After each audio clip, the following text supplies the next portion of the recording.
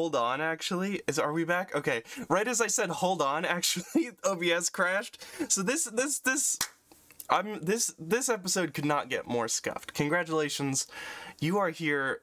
You're come up with a cool name for yourselves as a club in chat, just so everyone knows who you are. We have a really special show actually tonight. We have Ev, we have Yellow, we have Avery.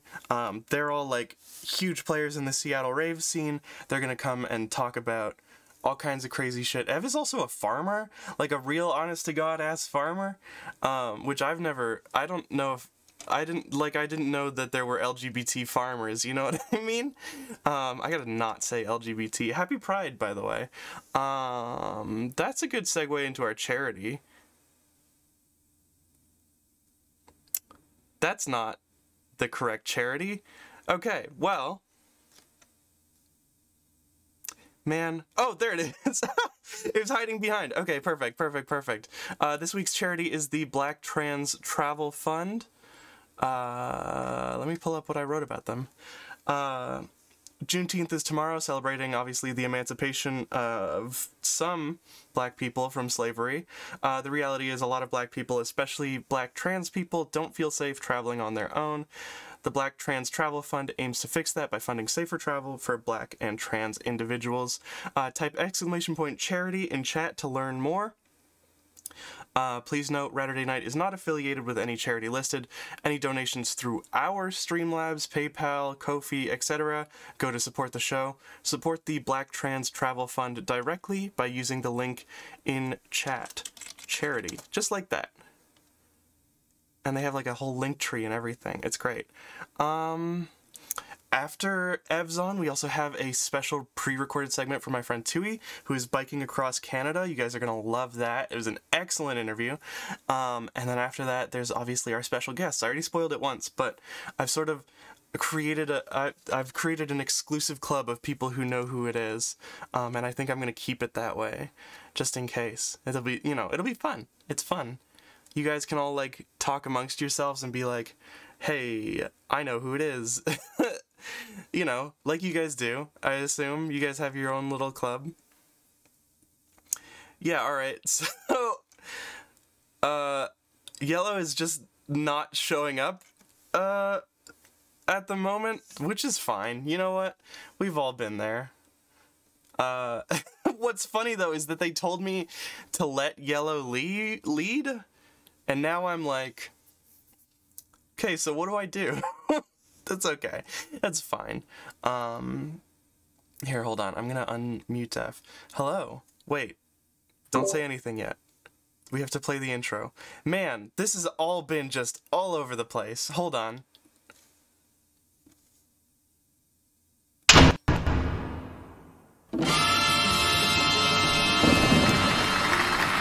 RATURDAY Night is filmed in front of a live studio audience. Welcome to RATURDAY Night. I am not sitting on the Jesus Christ. It just keeps doing more of what I don't want it to do. And that's a lot of fun. How are we doing tonight, folks? Ev and Avery are already here, so we'll just focus on these two. Hello. Hey, what's up? Not much. Just having a normal time. Really just sort of trying my best to be normal. I'm two disembodied musical notes on the couch. Yep. I mean, you do have like a body. You have like kind of a marshmallow sort of head. I see that. I'm a little square. Exactly. Yeah. Little guy. Okay. You're not a square in real life though, right? Because we don't cotton to that kind of thing around here. Only the squares. Damn. Shit. Alright. We gotta cancel the show. Let me read the fucking intros that I wrote, since we're already knee-deep in it. Ev is a farmer, DJ, former crust punk, and international sensation. She throws raves and grows all kinds of shit, at Strawberry Moon Farm. You can find Strawberry Moon Farm at Straub Moon Farm on Twitter. That's like the first 6 letters of strawberry. Is that right? Did I count? Dude, I can count to 6. You got it. And then Moon Farm, spelled how it sounds. Avery, quote, kind of just helps other people throw parties. There's a nude beach thing coming up in a week, and then the farm next week. And we were supposed to have yellow, and I was gonna segue into it. Is gonna be like, hey, so listen, yellow knows everything. Let's talk about yellow. But we're all just kind of here now. We're all just kind of like, all right, that's fine. So what's I'm just a little trash on the couch. Don't worry about it. What information do we have about this absentee fucking voter? Yeah, sure. She did that with Olive, but she's this is typical yellow behavior. She'll probably come around. All right, cool. That's good to know. I'll keep an eye out. We'll keep an eye out for Olive. All right, so Ev, how did you all meet? Like I was supposed to ask this of Yellow, and so I'm gonna stop mentioning that Yellow's not here, and we're all kind of just gonna ignore it. Welcome to the show. So what's up? Okay, first of all, actually, I'm really curious about, like, you're an actual honest to God ass farmer. Can you talk about that? What do you guys grow? We have all kinds of produce, and we do nursery stuff, so plants and stars. Hell yeah, that's so cool. Talk about Chickens and ducks and goats. Yes. Yes. Dude, I love goats. I was married to a goat once, kind of. What? Should we do like pronouns and? Oh yeah, do you want to go around the room and do pronouns? We could do pronouns. I don't have pronouns, so this, you know. Like we should be doing that. Okay. I just they them pronouns. They them. Yeah. Ev, would you like to do pronouns? I literally don't care. All right. Yeah. Any pronouns for Ev? Yeah, All they're pronouns. just like Smash them all together. If you put she and it together, you can make shit, and that's kind of funny, right? Like, you know. How did you start? Was this something that, like, you've always been up to, or you were just like, I'm gonna go fucking start a farm? Honestly, it just dropped into my lap. My friend Mal, his mom wanted to pass down the family farm to them, and so we all ended up moving out here and getting it started. That's so fucking cool. I love that. Like, that's perfect. I don't want to farm. You take it. Or we're all taking the farm. I don't want to farm alone. Nobody wants to farm alone. That's what the goats are for. a rotating circus of gay people. Hell yeah, that's the best kind of circus. Do you think, on average, are people who work for circuses gay or not? Yeah, like, no, if they're straight circuses, come to think of it, like, yeah. everyone I've known who, I mean, I've got a pretty biased sampling here, but I think just about everyone I've known who's been involved with the circus has gotten up to some, at the very least, like, poly shit. That's the thing. I see, like, a carny of any kind. Is that offensive? Don't say carny. But I see one of them of any kind, and I'm just like, yeah, you're bi. You're bi. Yeah, you're a little weird. It's kind of hard not to be bi when you have no teeth. I mean, they're also fit. They're also fit, and they bend in really cool ways, and they have a lot of free time. And they are constantly performing together. I mean, just like gay people. Look, this is an international conspiracy. Yeah. All right. Is it gay to be in the circus? Is it gay to be in the circus? Can we get a vote going in chat? Actually, let's do that. Is it gay? New poll. Is the circus gay? Yes? No? Start poll. Alright, we will find out in 10 minutes whether or not the circus is gay. Thank you for your participation, chat. Horror Time says 100% gay. Put that energy into voting. Hey, listen. We're all anarchists here, but here's what you should actually do instead of doing anything productive. Just vote. Don't say anything. Just vote. Hey, listen. Would I lead you astray? I'm everyone's favorite talk show rat. I'm pretty sure you would, actually. Nah, I'm the best. I'm great. All right, listen. Let's talk about voting, actually. How's your favorite... What's your favorite... Let's not. So yeah, how did y'all meet? Oh, Jesus. You want to start this off because you've been around the longest, and then I can kind of tell the story when I enter the picture. I think I met you when we were still I was still living at Lily Cove, right? So that would have been like So it was this like queer punk house that my friend Adora ran like 5 years ago, I think. And when I first moved to Seattle, I was just like couch surfing the entire time, and so I ended up spending a disgusting amount of time there. Eventually, I was dating someone who lived there, and so I was just like spending like every other night there, and then eventually kind of moved in after I like had money. And I think I don't know, how did you meet Adora? Because I think that's how that all started, Ev. Well, basically what happened was I was homeless in San Francisco, and I lost my job that I was working at there to save up money, and came up to Seattle to visit the Fluffs who were living at Lily Cove. Yeah. And then, honestly, for like the first week I was there, I did not talk to anyone. I just kind of was like a ghost.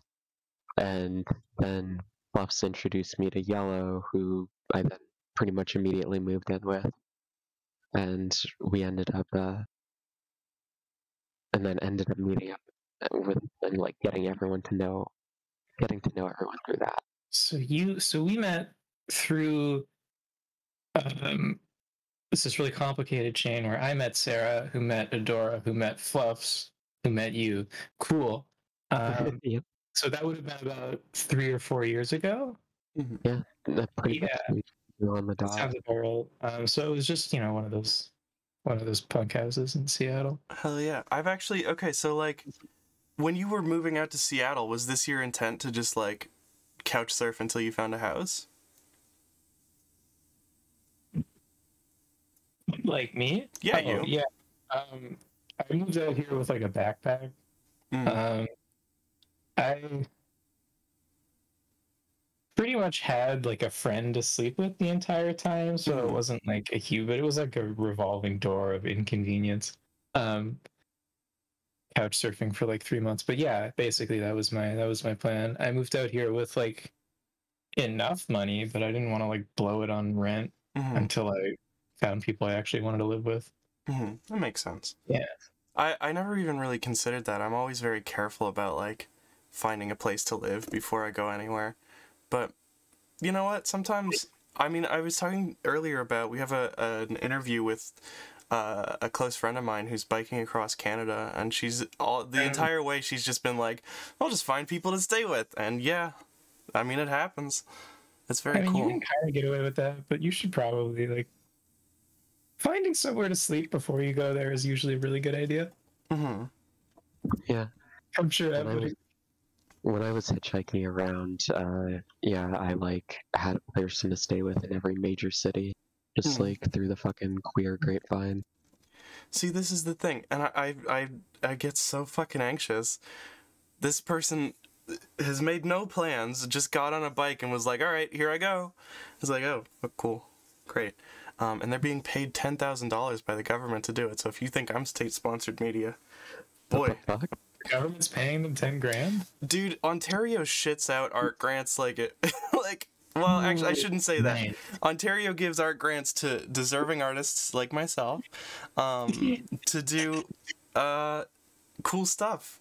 And I'm very appreciative, and this will not show up in my report. But yeah, it's a lot of fun. I mean, like, I imagine Seattle probably has a pretty... Well, I don't know, actually, because there are a lot of artists in Seattle. There aren't that many artists in Toronto. I know it's a lot better up in the Great White North, but I can't imagine any of my friends getting 10 grand to go fuck around the country. Yeah, well, I mean, the 10 grand is for, like, the book she's gonna write about it, but,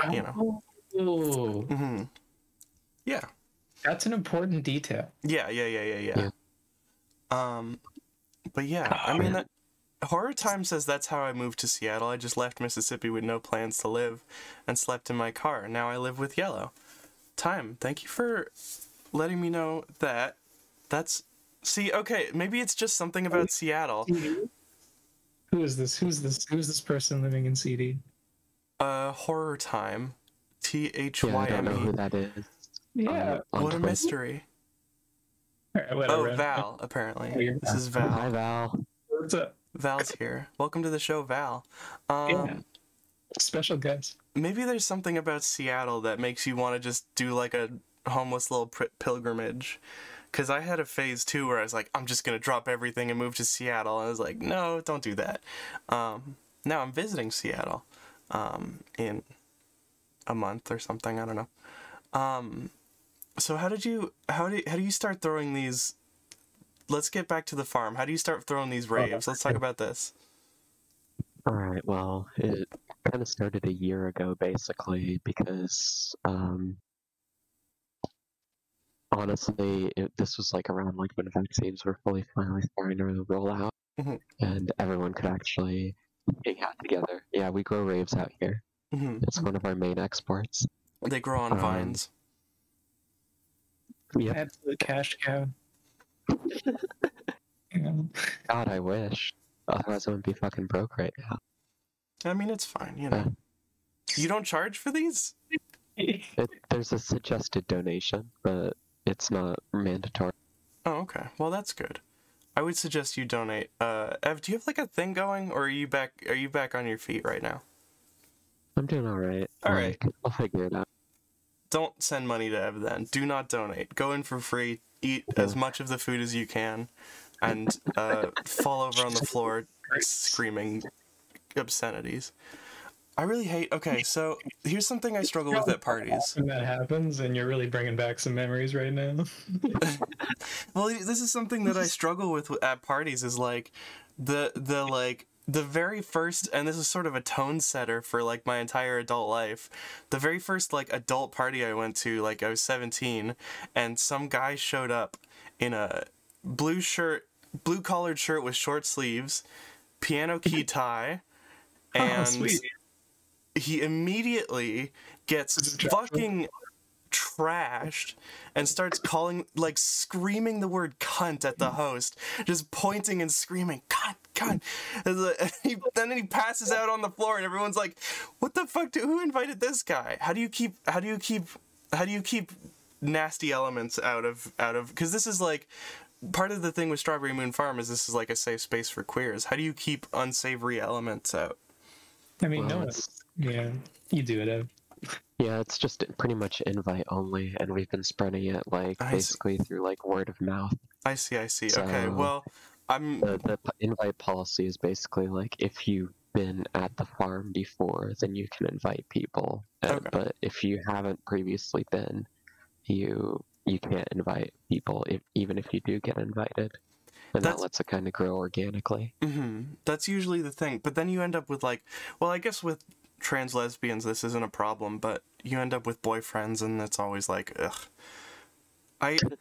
My least favorite part of any party is meeting someone's fucking boyfriend, you know what I mean? Unless they're like hot. Where's Josh? Yeah. Say again? One of the best part of our parties is my fucking boyfriend. That's fair. Honestly, like, I think I'm just going to too many straight parties is the thing. So I like, agree with you. Yeah. The boys there aren't like, I mean, there are some good boys. There's a boy I like that I've seen at a couple parties. But a lot of the boys I see are just boyfriends of like straight women. You know, your average like Tonys and stuff. They're not like cute hot twinks or like, you know, cool. I don't know. How do you? Okay, so like this is word of mouth, I guess. How do you find your own little? Because not everyone who's watching is going to be living in Seattle. How do you find? Apparently, 86% of people think the circus is gay. Thank you for that. How do you find these communities to like integrate yourself into if you're trying to like find more like raves and shit to go to? How did y'all find this community? Or like, there's like a couple of people who are gonna like know each other really well, and they're gonna want to make an event happen. And so there are a bunch of like other social vectors to kind of communicate with people, right? So there's gonna be raves that are being hosted, like Yellow's Renegades or something, or there's gonna be like an after party in a hotel room, or you're gonna be like, here's some like queer punk house that's got like 8 people living in it, and like a bunch of people coming through, and like people just get talking. Like it's really it's got to be decentralized like that. Mhm. It's very communal in a like easy way. I don't think we've had to try really hard to like Mhm. maintain numbers and curate people going to the events. Mhm. Like, I don't know, Yeah. maybe Ev has more information about that than I do, but I'm Yeah. kind of generally like, You just kind of bump into people. I've heard my dad used to always talk about like you would go to record stores and ask them what's going on, but that seems like kind of a recipe for disaster now that I'm saying it out loud. that's probably like a way to find like music shows and stuff. Mhm. But I mean, like the parties just kind of snowball into each other because then like Mhm. people are leaving the party and they're like, oh, I haven't seen you in like 2 months. When's the next time I'm going to see you? And we're like, oh, I guess I'll see you at the farm. And then there's a big gay event in like a month or something. I don't know. Like, Mhm. So yeah. The way it kind of works is basically like from at least how I try to do it is just people kind of like know each other, Mhm. and you have like this extended network that is like centered around like a couple different locations or places like the farm or Cyberdelia or whatever, like a certain like venue that people go to a lot. Mhm. Like, for example, one of the things that really got me into the community was like going to Spin, and which was like a regular event at a place called Cafe Racer.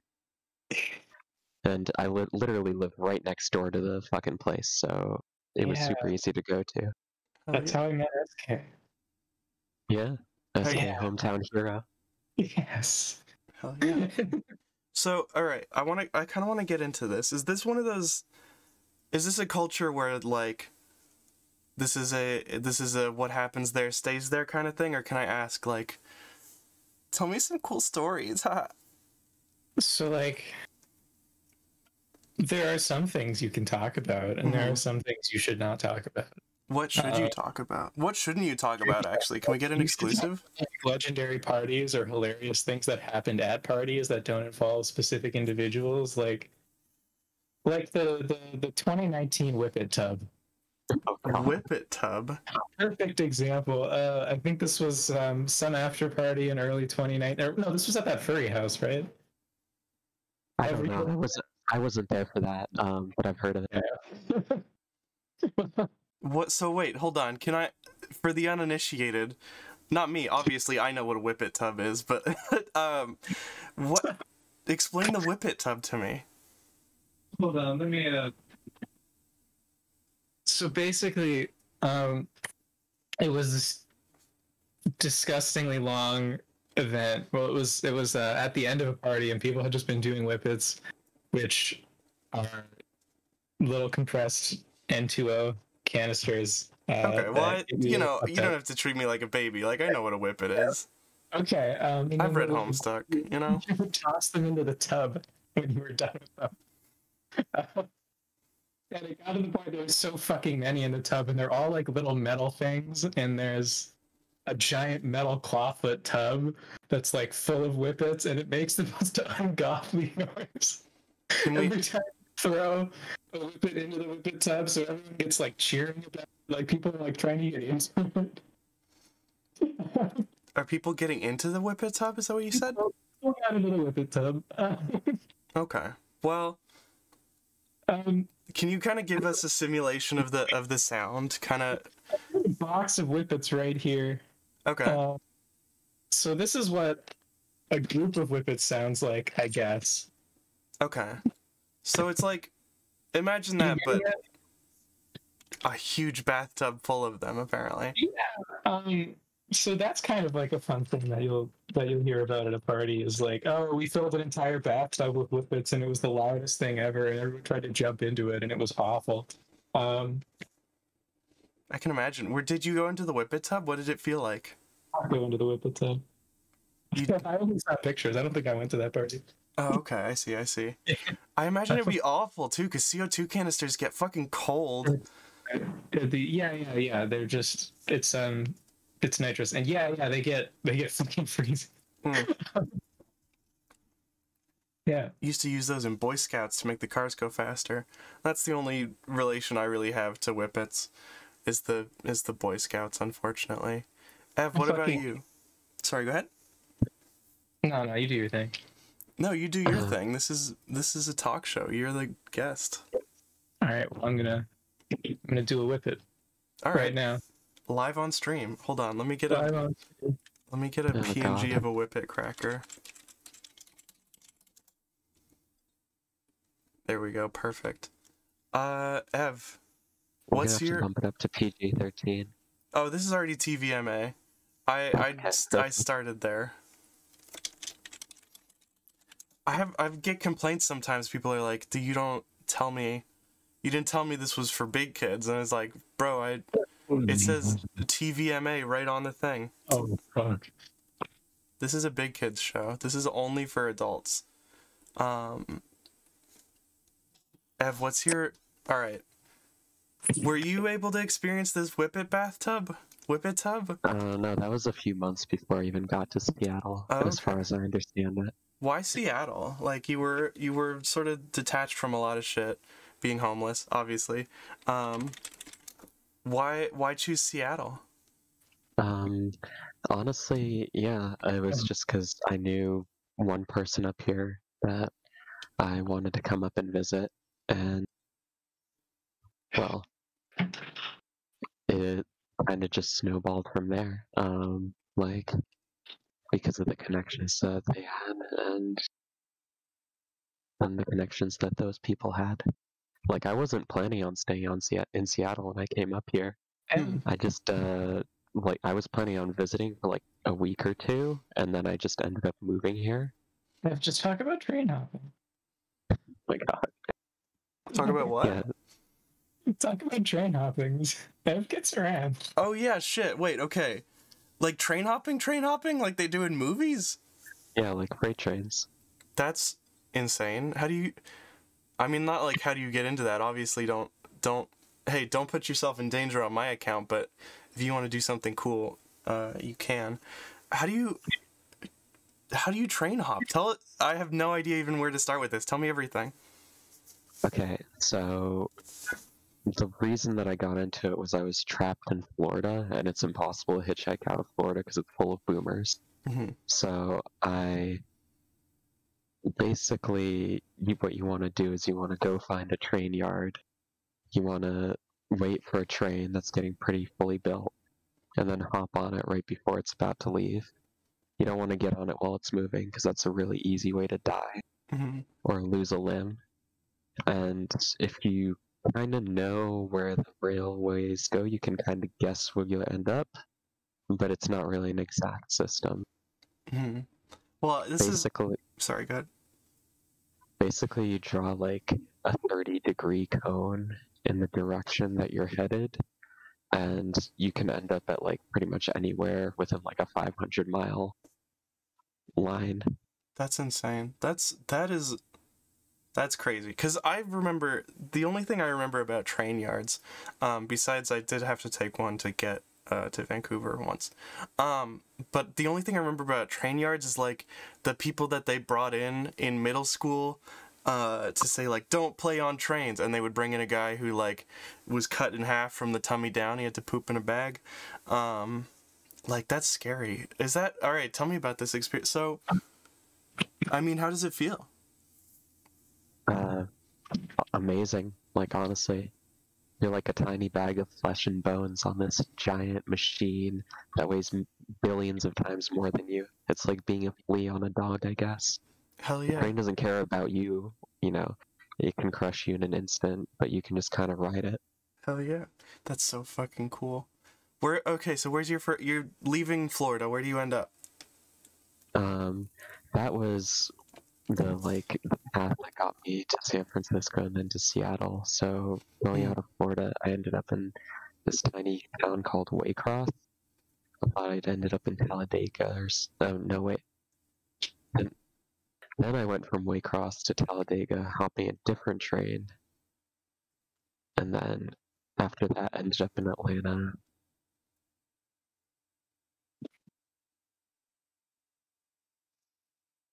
So, like, if you've got kind of nothing because you're homeless, sometimes you just kind of want to re-roll. That makes so much sense. Actually, like, Yeah. that's a really good way to describe it. I like that. Yeah, just go find, just get around. Go Yeah. find another place. This place ain't working out. Let's go find another one. This is a lot for someone who has lived in the same city forever. You're in Toronto, you said? Yeah.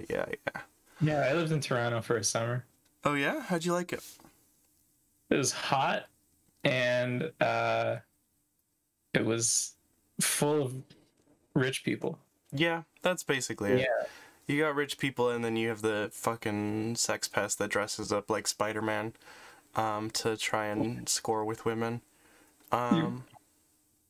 Is that a common occurrence? Yeah, well, it's not a common occurrence. It's just one guy who dresses up as Spider-Man and is such a sexual predator that it is known that you don't talk to the Spider-Man guy because he's fucked up and weird. He does like parkour. Oh yeah. Like he definitely does get into the Spider-Man thing. I will not. Okay. Not just like an accessory. Yeah, I'm not gonna knock his like ability to portray Spider-Man. He like climbs up on shit and will like, hang from a street lamp or whatever, and but he's also kind of a sex pest. Okay, cool. It's like the Toronto version of Phoenix Jones, or whoever the fuck he is. Phoenix Jones? The insane homegrown Seattle superhero.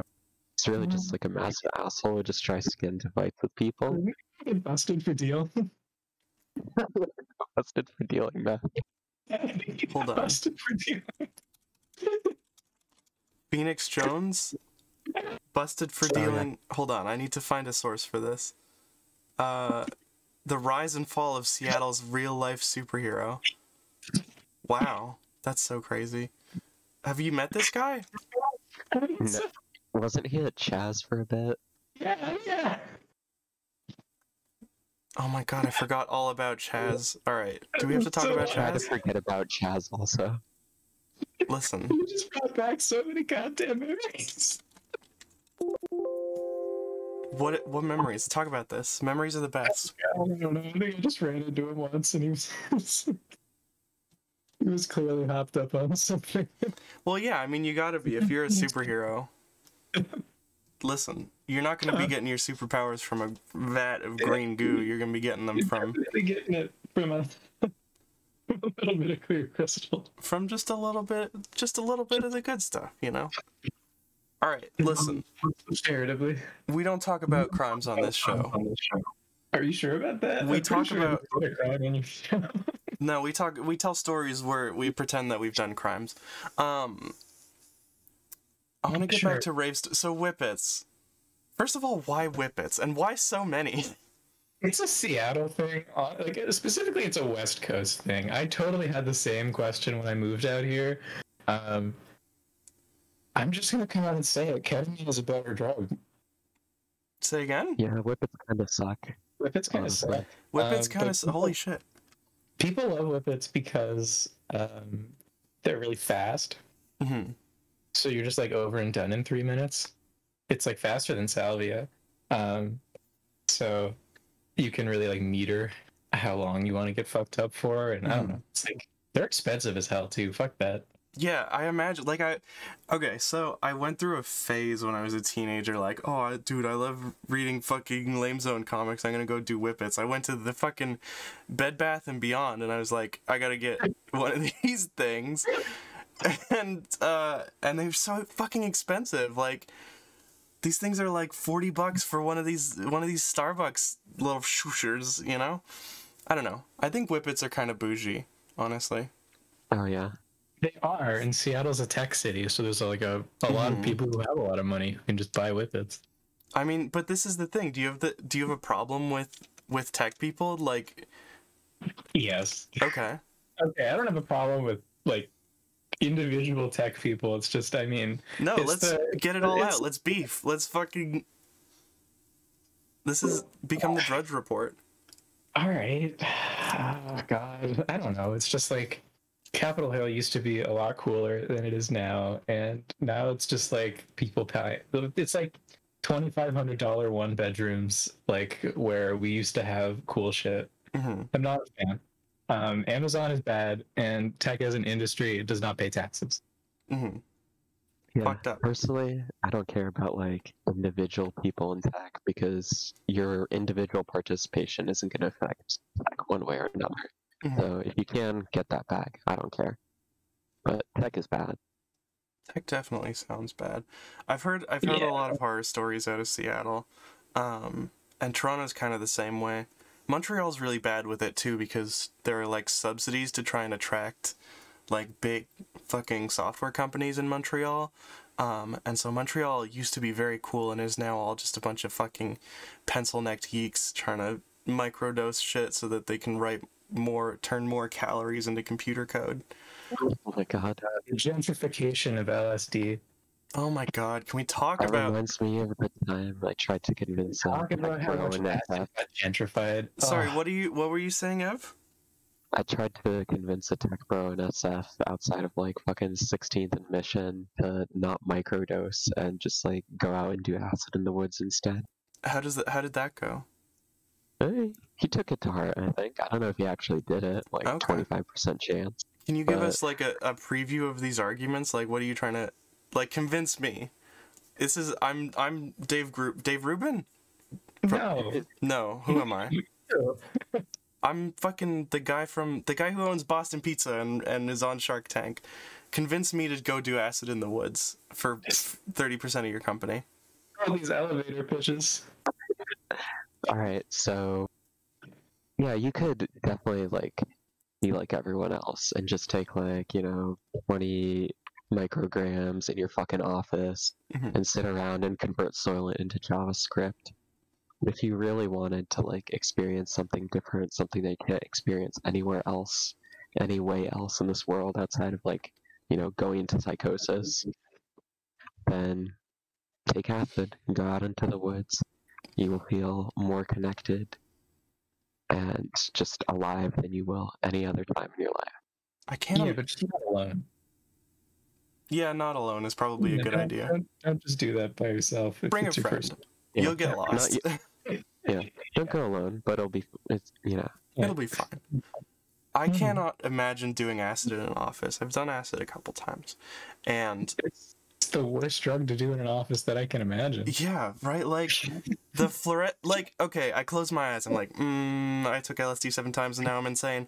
And I think about the fluorescent lights. Just for starters, you got these computers with the old ass fans that are clicking. Like, sound is a really big thing for me when I'm high, and I cannot imagine. Like, just the sound of an office is so awful that could not drop someone acid in comes an by office. and tries to invite you to a meeting. Exactly. Like,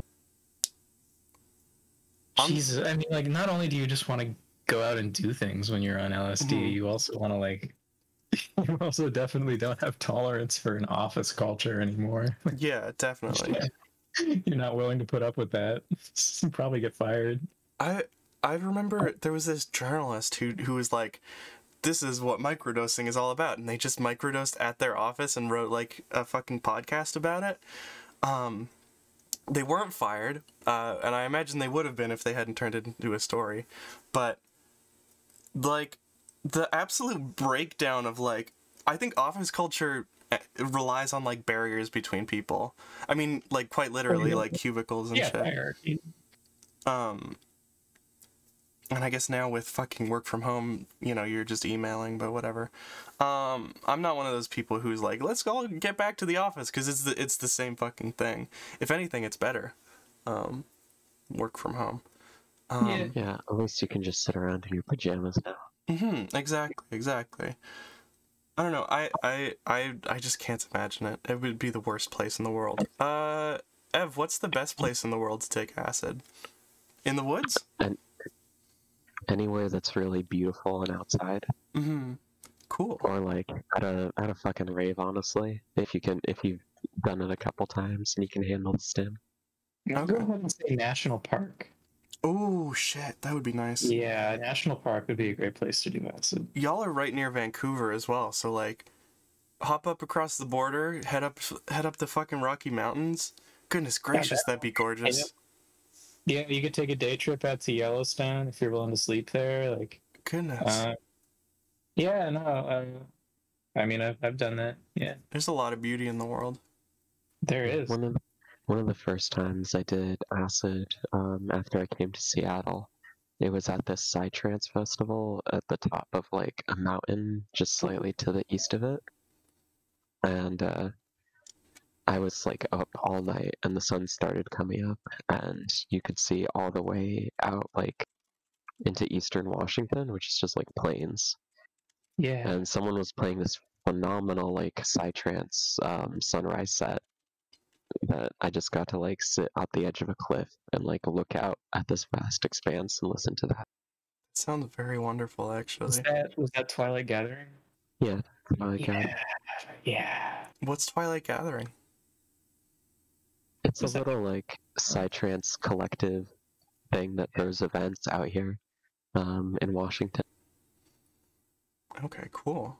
Hell yeah. What sets Psytrance apart? So I'm a bit of a neophyte in terms of the culture. What sets Psytrance apart from everything else? Out here and just say wooks. Say again? I'm gonna preempt out here and just say wooks. What is wooks? Wooks? You don't know what a wook is? No I've idea. heard it, but I don't know how to define it. Oh, okay. You know, it's like it's like those like hairy 35-year-old white dudes with dreadlocks who dance at Psytrance. I don't know how else to shit. describe it. Yeah. I've met a wook. Yeah, they're a genre of human being. I don't really have anything against them. Like they're fine people. Like it's Some of them are pretty cool, honestly. yeah, they're pretty good people generally. I mean, obviously, there's some ones in the whole like dreads thing. So Psytrance festivals that I've been to are older people. Like it's more down tempo, and it's more like psychedelic mixing than something like breakcore. Okay, yeah, that makes sense. God. Can I describe a type of person to you and you tell me if I'm on the money with this? Sure. Okay. I met a man named Alan who offered me drugs that I did not recognize. He had mushrooms? I don't think so. It was not that intense, so I don't think it was mushrooms. Either that or it was shitty mushrooms. He had a shoelace for a belt. He was wearing cargo shorts, and he played a small Chinese instrument called an air hoot. And he put on a show for us. Does that sound... That's pretty Wookiee. I don't know. I don't know. Wook is kind of disparaging, to be honest. I don't want. Is it? Okay, let's stop saying it then. A little bit derogatory.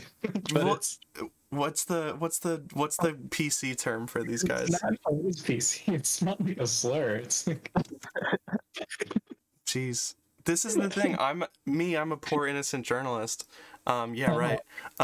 Being tricked into saying slurs by these awful Seattle ravers who've ruined my life and my career by canceling me on my own show. Yeah. That's right. This is an intervention. This is an intervention. It's called Harbin? Alright, we figured out the word that's not the slur. They're called Harbins. Someone has it? Thank you, Sirloin, for coming up with that word, which I don't think... there's a whole conversation... I think talking about the city in China for some reason. No idea. Listen, I mean, the air hoot was Chinese, so, there you go. It was a big plural moment for me, too. Ev, do you want to talk about being plural or no? No. Okay, it's cool. Well, that was my only idea.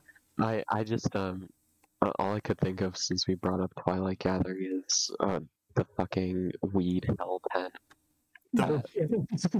Say again, sorry? Weed hell tent. So me and Avery went out to this the Twilight Gathering event where the whole premise was they were gonna like try to contact aliens. A guy brought out a thing he built with like that he like built in like a DMT vision. That his like DMT vision told him would like let him get in contact with aliens. As it does. A bunch of people shaved their eyebrows off. including Avery, in order to like look more natural to the aliens and not like You freak gotta them out. get with it, all right? When in Rome. I like the internal logic of that, where you're like, yeah, I have to look more natural to the aliens. I might as well. They're not gonna have any hair. Why should I? Yeah, exactly. That's so fascinating. Why eyebrows? Did you shave your whole head as well, or? No, I've done my eyebrows. I've shaved my eyebrows like 4 times in this city. They take like 2 months to grow back. It's funny. I mean, that this is a Seattle culture, I guess, is shaving your eyebrows off. I don't know. One time one of my friends shaved off their eyebrows, and my ex was like hanging out with me, and they were like, "Wow, that looks fucking terrible." So like the next time we hung out, I shaved my eyebrows and didn't tell them, and then just kind of like whisked my hair to the side and did a big reveal. And they almost fell off their chair laughing. Like, that was worth it. That's. I mean, I guess it is worth it, huh? I guess anything to make someone laugh. That's a lot of fun. And I mean, you know, you got aliens out of the deal too, so. Oh my god. Yeah. We were talking about that tent, right? Yeah. Weed hell tent. Weed Hell tent. So this was a tent built by someone who was high on DMT. No. No. That was a different thing. completely separate. Oh, okay. Yeah, this was just, we were bored as hell because this was one of the lamer Twilight gatherings, and we were all sitting around this tent. I think was it Toffee's tent? I think so. Yeah, I think it was a tiny 1-person tent. It was a tiny 1-person tent. The 4 of us were passing around this oversized bong that someone brought, and we just kept hitting it, and it was this tiny tent, so it got so fucking hot. We couldn't like climb over each other to get out in time. So it quickly got like way too hot to be comfortable. We were just constantly breathing in this really hot smoky coughing. It took us like 2 minutes to get out. By the time we got out, we just like couldn't move. At least that's how I remember. That's, you know, what other uses does a tent have? Go ahead, Ev. I just kind of like dipped in there for a minute, and then I was just like, oh fuck. I'm going to die in here if I stay. You're coming at this as an outside observer, and you're like, yeah, this is a place I want to be in. And you immediately realize. I had to experience it, you know. You had to experience it. You had to be there. Honestly, sounds like hell, but really, it's something else. Sometimes you do want to experience hell just for the sake of it. Sometimes you want to experience hell. Sometimes you'd microdose LSD at your JavaScript job and email your boss a list of all the people you hate. Let's talk about people you hate. Let's not. Hi, I'm Rachel. Yeah, interesting topic. Do you want to, like, okay, we can, if you want to. No, we should not. We're not doing No, let's not do that. No beef. You know who I don't hate anyone, but I'm a little frustrated that Yellow is just not. It's just AWOL completely. Yeah, that's a little fucked up. What is she doing? I have no idea. God, she might be at the Fremont, like, Solstice thing. Oh.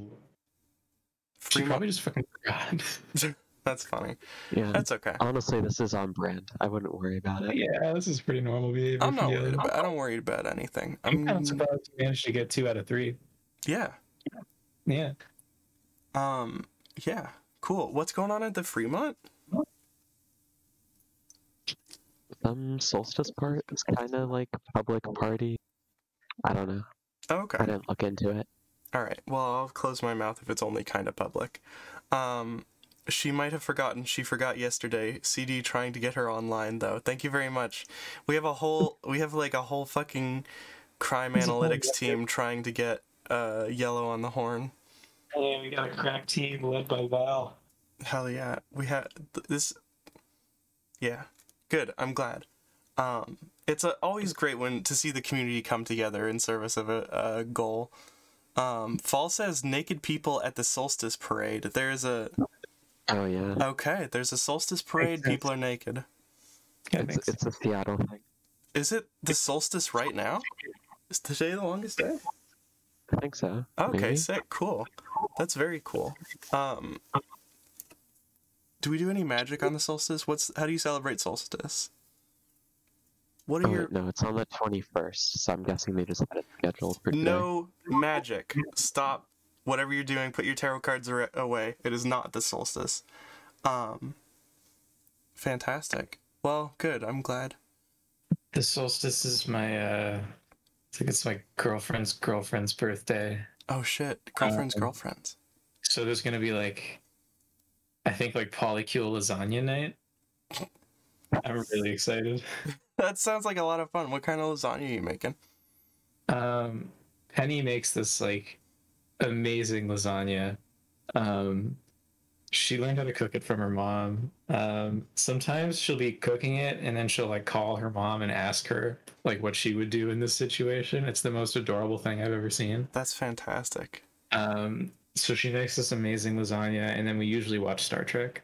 Or like whatever the fuck. I don't know. Incredibly on brand. Yeah. That's so much fun. I love that. Tell Penny I say hi. Who? Tell Penny I say hi, and Solvay. Yeah, it's been a while. Magic is just science we don't understand, etc. I'm the annoying guy from astronomy Twitter. That's true. I mean, listen, a good lasagna is magic. Gosh, that's gonna be so much fun. Free lasagna. Well, not free. Like, someone had to buy it, I guess. I mean, I'll pitch in. How much? So what? How like granular we get? Like, do we make our own noodles here, or like what? No, God, no. Okay. I'm just thinking, like, you know. That's so much fucking work. I'm not. This is the thing, is like, my mom's lasagna can either be like microwave lasagna that takes 30 minutes, or making the noodles, and there's not usually a lot of like gradient in between. That's a little fucked up. You think? I think that's a little fucked up. I think your mom needs to be easier on herself. Maybe. Yeah. Well, actually, it's mostly microwave lasagna lately, so you know, it's not. So good for her. Yeah. Yeah. Okay. Take a break. Microwave some lasagna. Yeah. It's okay. I love it. Yeah. All right, tell me more stories. I want to hear more stories about these crazy parties. Let's talk about Ev. You throw these parties at Strawberry Moon. Let's talk about this. Tell me everything. So there's one coming up soonish, next week. 4th of July weekend. 4th of July weekend, which is 2 weeks from now.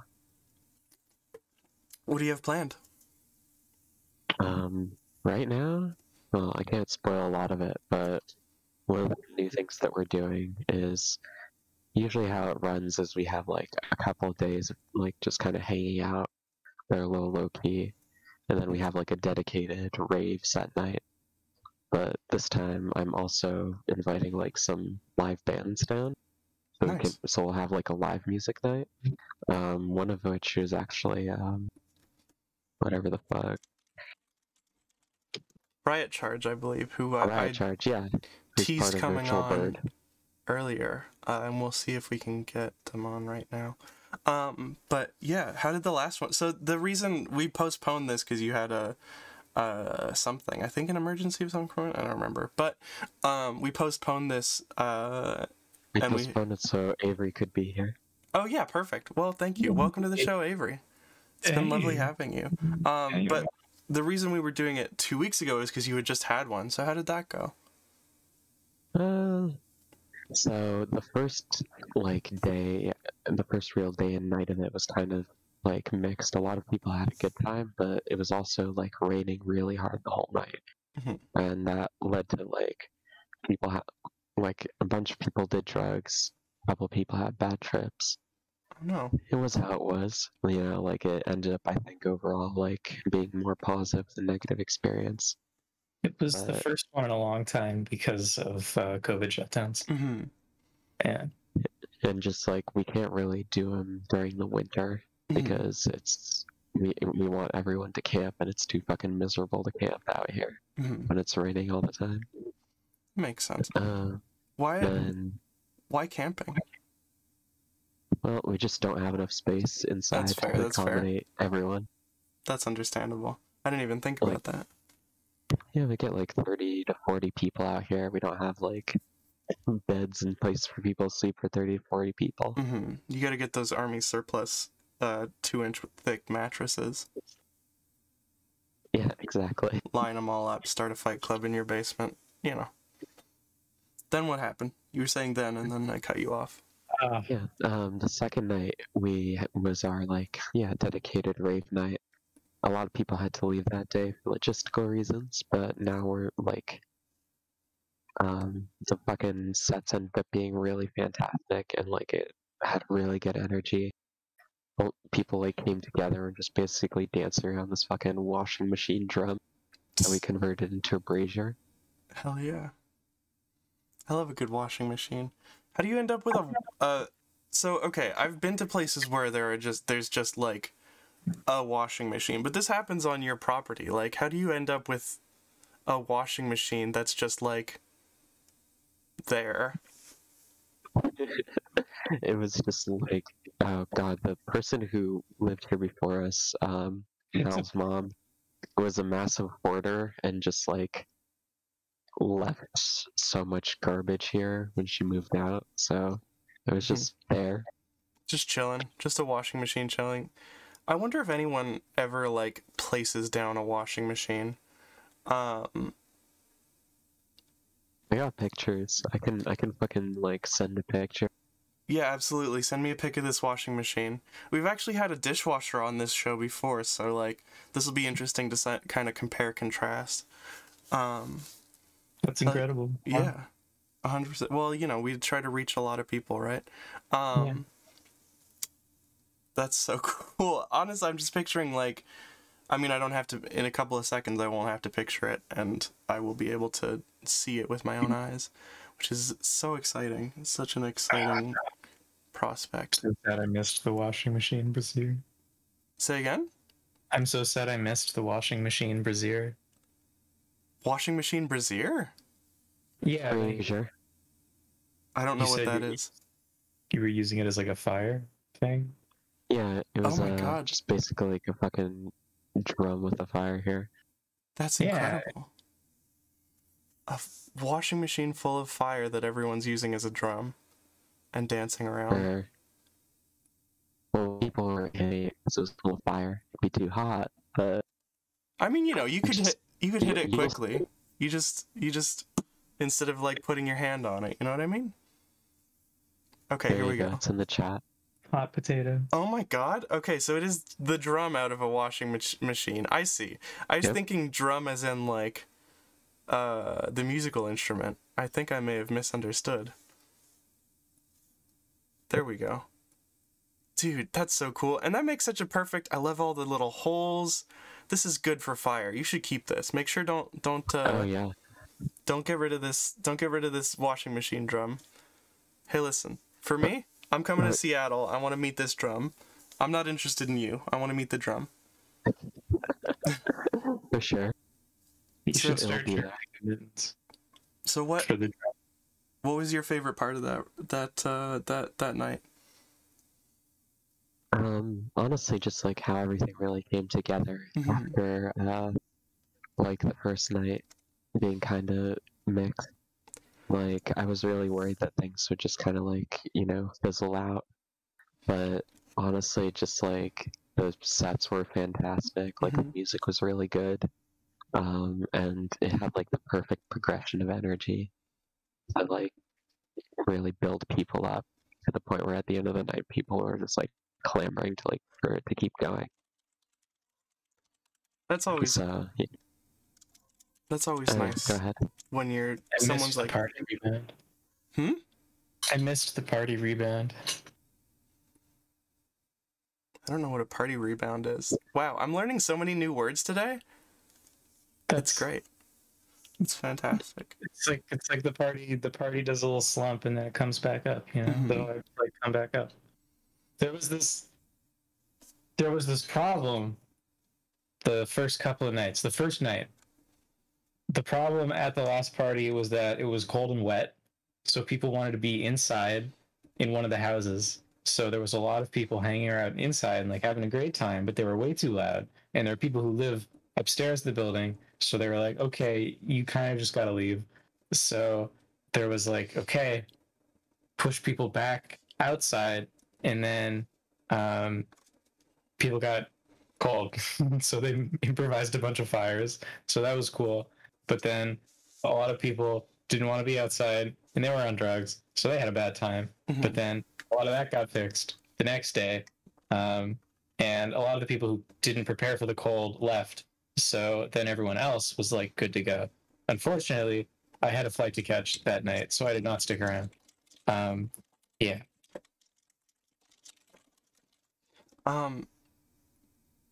I mean, like, if you're gonna get wet, like, if you're gonna be, I think there's a universe in which, like, doing a lot of drugs and then going and chilling out in the rain is fucking excellent, but you do have to be prepared. Yeah, you do. That's kind of the thing, is like, we're gonna go to chat questions in a second, so if chat, you want to put any questions in the chat, let me know.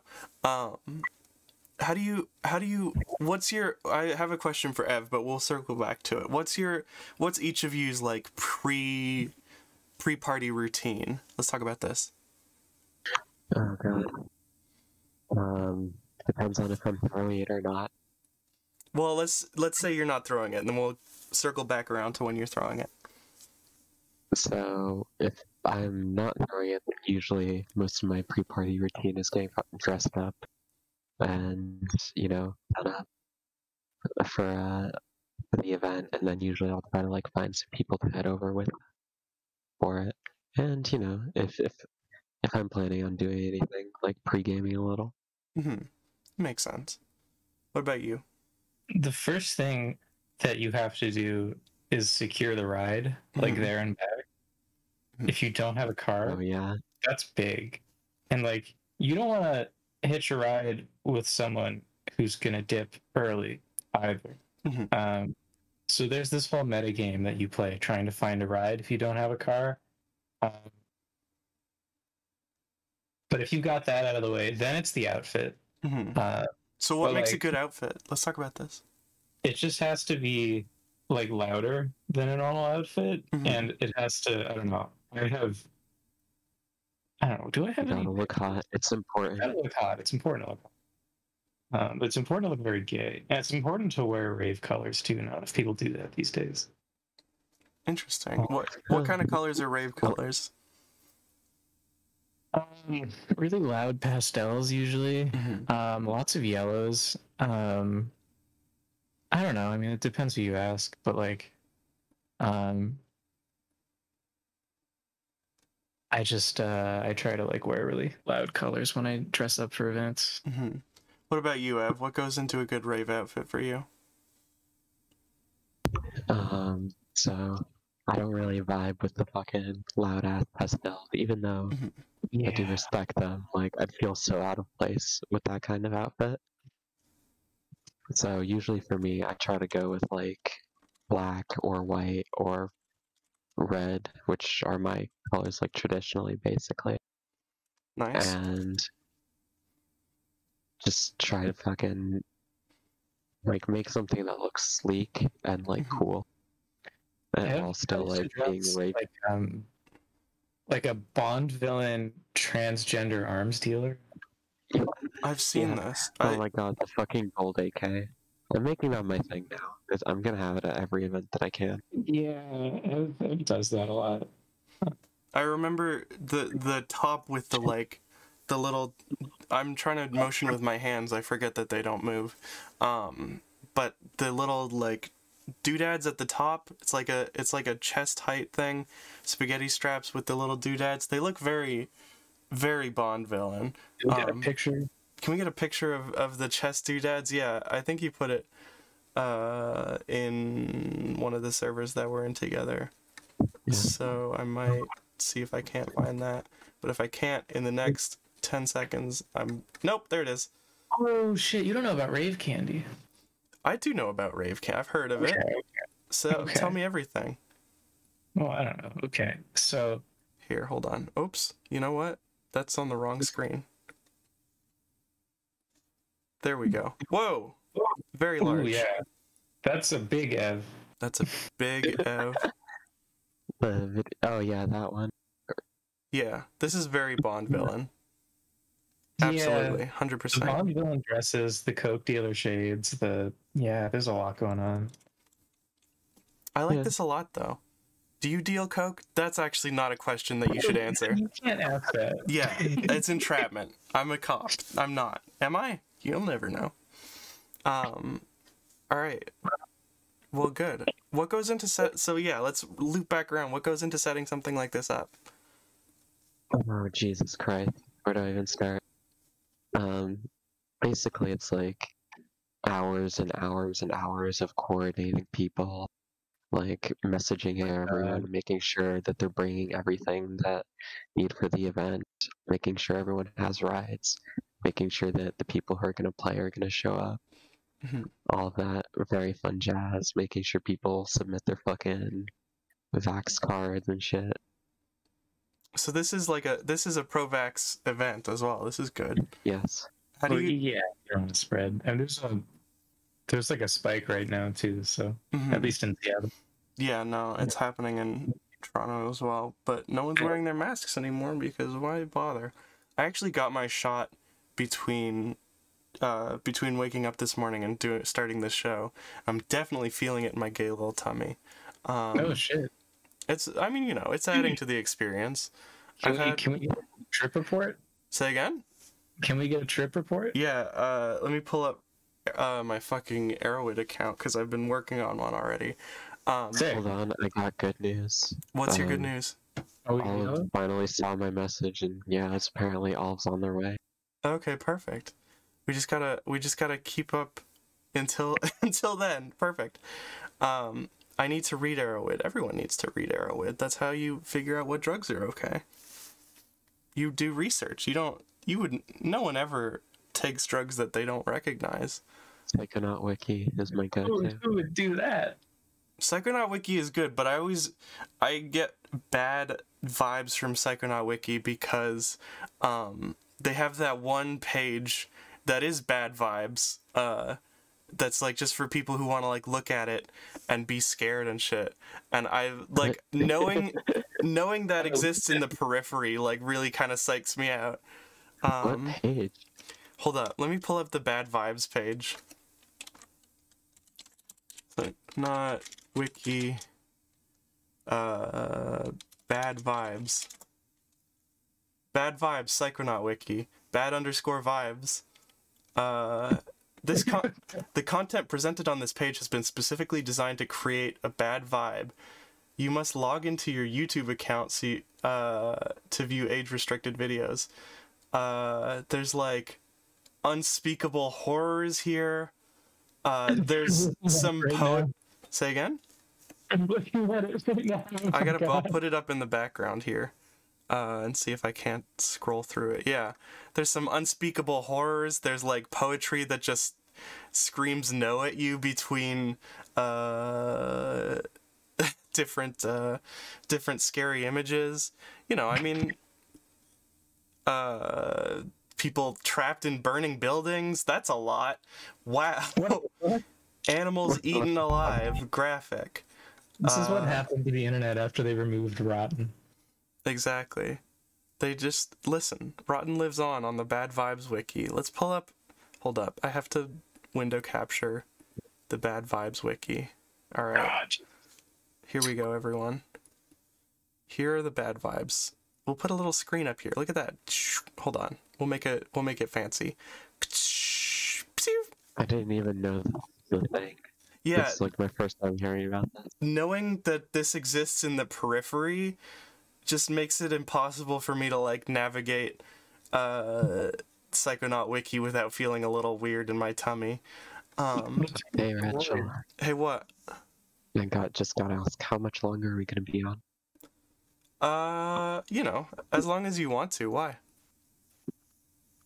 Just y'all asked. Oh, okay, yeah. We'll be on for like another half hour-ish if you want to extend it. We can go I don't have any plans, so. Like, I hate. Look at these awful babies. Ugh. The first person who ever gave me a psychedelic, these are fictional stories, and not true, was like obsessed with that page. So you can imagine how my first trip probably went a little bit. Can we talk about first trip stories, please? Ooh, which drugs? Any drugs, psychedelics, anything. What's your favorite rave drug? And we'll start from there. Molly. Easy. First Molly trip, then. Let's talk about this. Would you even call it a trip? No. You roll. All right. First roll. Molly is easily the best rave drug. Explain why. Because it's a bit of a stimulant, so you can dance really well. It makes you feel fucking amazing because it just dumps your brain full of serotonin. So you lose like all anxiety about dancing. It, you know, makes the music really nice. Like, Right. Yeah. Do you remember the first time you tried it? The first time I did Molly was in, I think, 2018. 4 years ago. I started college in 2018, so our lives are very different. I think I was, no, I dropped out like the year before. Nice. That was with our friend Sorrel. It was like one of my first nights on the West Coast. I was like, yeah, I'm new out here, and Sorrel was like, oh, do you want to try West Coast drugs? And I was like, sure. So Sorrel lined up Molly, Whippets, and Coke. Oh my god, great It's like combo. your Seattle Pokemon starter. Yeah. And we did a little bit of charcuterie that night. That was fun. That's adorable. Yeah. I love having it called charcuterie because I'm picturing. This is a reference to it. I hosted an orgy in my apartment like 2 months ago. Oh yeah, good orgy. It was like 2 a.m. One of my friends was like, "Yeah, I'm kind of hungry," and I was like, "Yeah, I'm a little hungry too." And then someone was like, "Can we get a little charcuterie board?" I mean, I took the cutting board and I put like some salsa and chips on it. Hell yeah. A charcuterie board. Charcuterie board. Was that? I mean, like, what else are you gonna eat at an orgy though? Like, I can't imagine like digging into a full meal. No, you want snacks. You definitely do want snacks. Yeah. Cheese and crackers, fruit punch, some fucking vitamin B12 if you're doing a lot of fun drugs. Vitamin B12 is for what? Sorry. It's for some dissociatives, mostly Whippets. Also, I think you're supposed to take B12 with K, right? I don't know. I've never heard that, but I can't imagine it hurts. Maybe I've got. Keep your vitamins up if you're going to be doing drugs, obviously. Yeah, you should definitely, like, Molly is one of those drugs, especially that you really have to like prepare for and plan around, because you can't just like take it every weekend. That'll fuck your brain up permanently. Yeah. Molly's like, it's great, but it's like really stressful for your brain cells. I've been bad at that lately, because I just like, it's like, fuck it, I'm gonna roll at the bridge rave thing. And the last time I rolled before that was at SAC. You'll need to obey the like 2 to 3 month rule religiously. What's this 2 to 3 month rule? Yeah, actually, give us. Yeah. This is an educational program now. Yeah, this is harm reduction. You actually need to explain this every time you introduce someone to Molly. Explain it. Yeah, you should never take Molly within like a month of taking Molly, like an appreciable dose. You should aim to take it at most like 5 times, 6 times a year.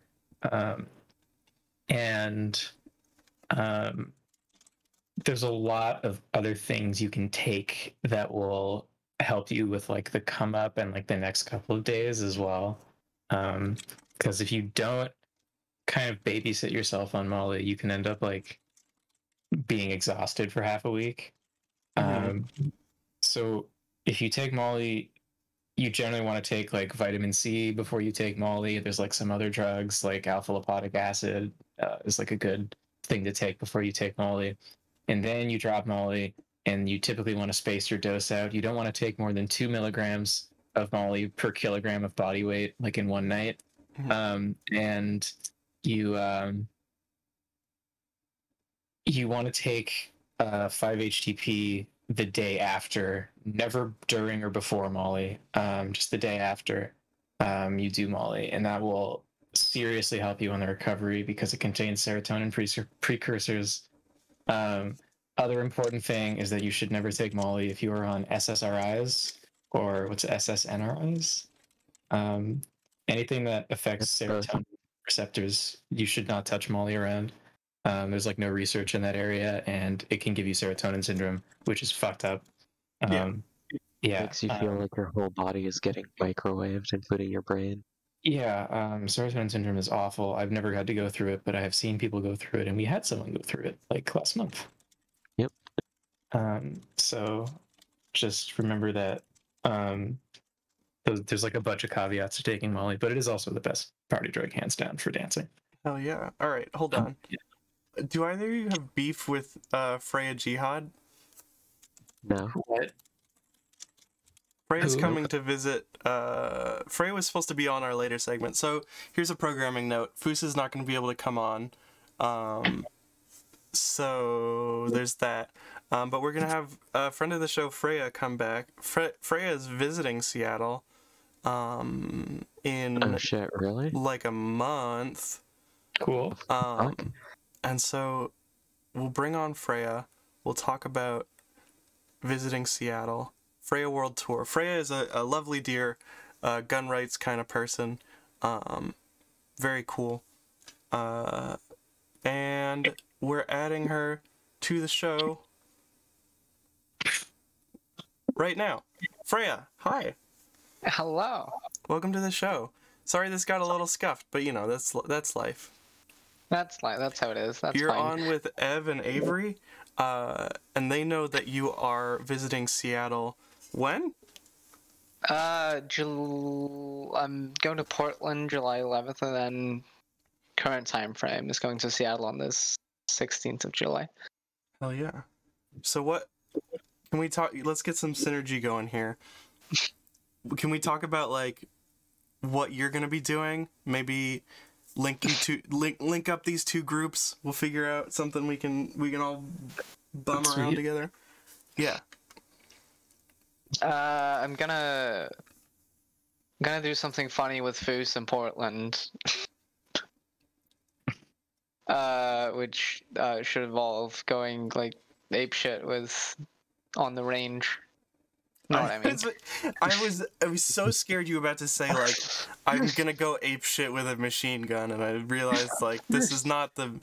Listen, Twitch is when you're in America, honestly. Yeah, I don't think Twitch is going to appreciate that content. Definitely not. Yeah. No. So that's why I'm speaking around the issue and doing clever semantics here. I mean, you're allowed to talk about like going to the range. I'm pretty sure, right? That's fine. I think that should be fine. Yeah, and then in Portland, we found like a Swedish restaurant that she's gonna drag me to, so I can experience Americanized Swedish culture. Ooh. They have a aquavit, which is like a schnapps. That is actually from the city I live in right now. So interesting. That's so interesting. Yeah, you're gonna go across the ocean to drink shit from your own city. Yeah, that was what I was thinking as well. It's called Aalborg Toffel Aquavit. Cool. All right, cool. What are you doing in Seattle though? Nobody here lives in Portland. Okay, what I'm doing in Seattle, I'm gonna couch surf, and I'm just gonna experience like fucking transgender mecca. Yeah, yeah, pretty much. I feel that. I have a lot of friends there, so I'm probably just gonna like couch surf. I think we know. Hang out with some people. I want to go to like fucking what is it called, like Saxby's or like Dick's or whatever. Like, some of the funny American diners. We don't really have that here. Dick's is not a tourist destination. Hey, I love Dick's. It's fantastic. You go to get those. Like, I'm gonna road trip from Portland to Seattle, and gonna drop by every tourist trap on the way there. Nice. You can drop by our farm. It's right in between. Okay, yeah, sure. Get some fresh herbs. Can I get some fresh produce? Yeah, of course. Hell You yeah. get Excellent. produce, eggs, whatever. Yeah. Just chill And so out. what about those gas prices, eh? Oh my god. Gas in Denmark currently is $10.40 a gallon. Why is this what you brought with you? Why do you want to talk about gas prices? Because we're in a recession, Ratty. I don't drive a car. I'm being topical. Well, Do the these- price of fuel, the price of fuel The affects economy fucking, fools. yeah, the price of fuel affects the price of goods because everything has to be transported and that needs fuel. Yeah, but you could just walk. You know? I don't need to I transport. guess. Yeah, You get this train hop. exactly. Put them on a train. Trains don't need fuel. You're being silly, Yes, Freyja. What if it's a diesel train? No. That's fine. I can tell you how to train hop out of Portland to Seattle. Get on a train. Okay. I know the way.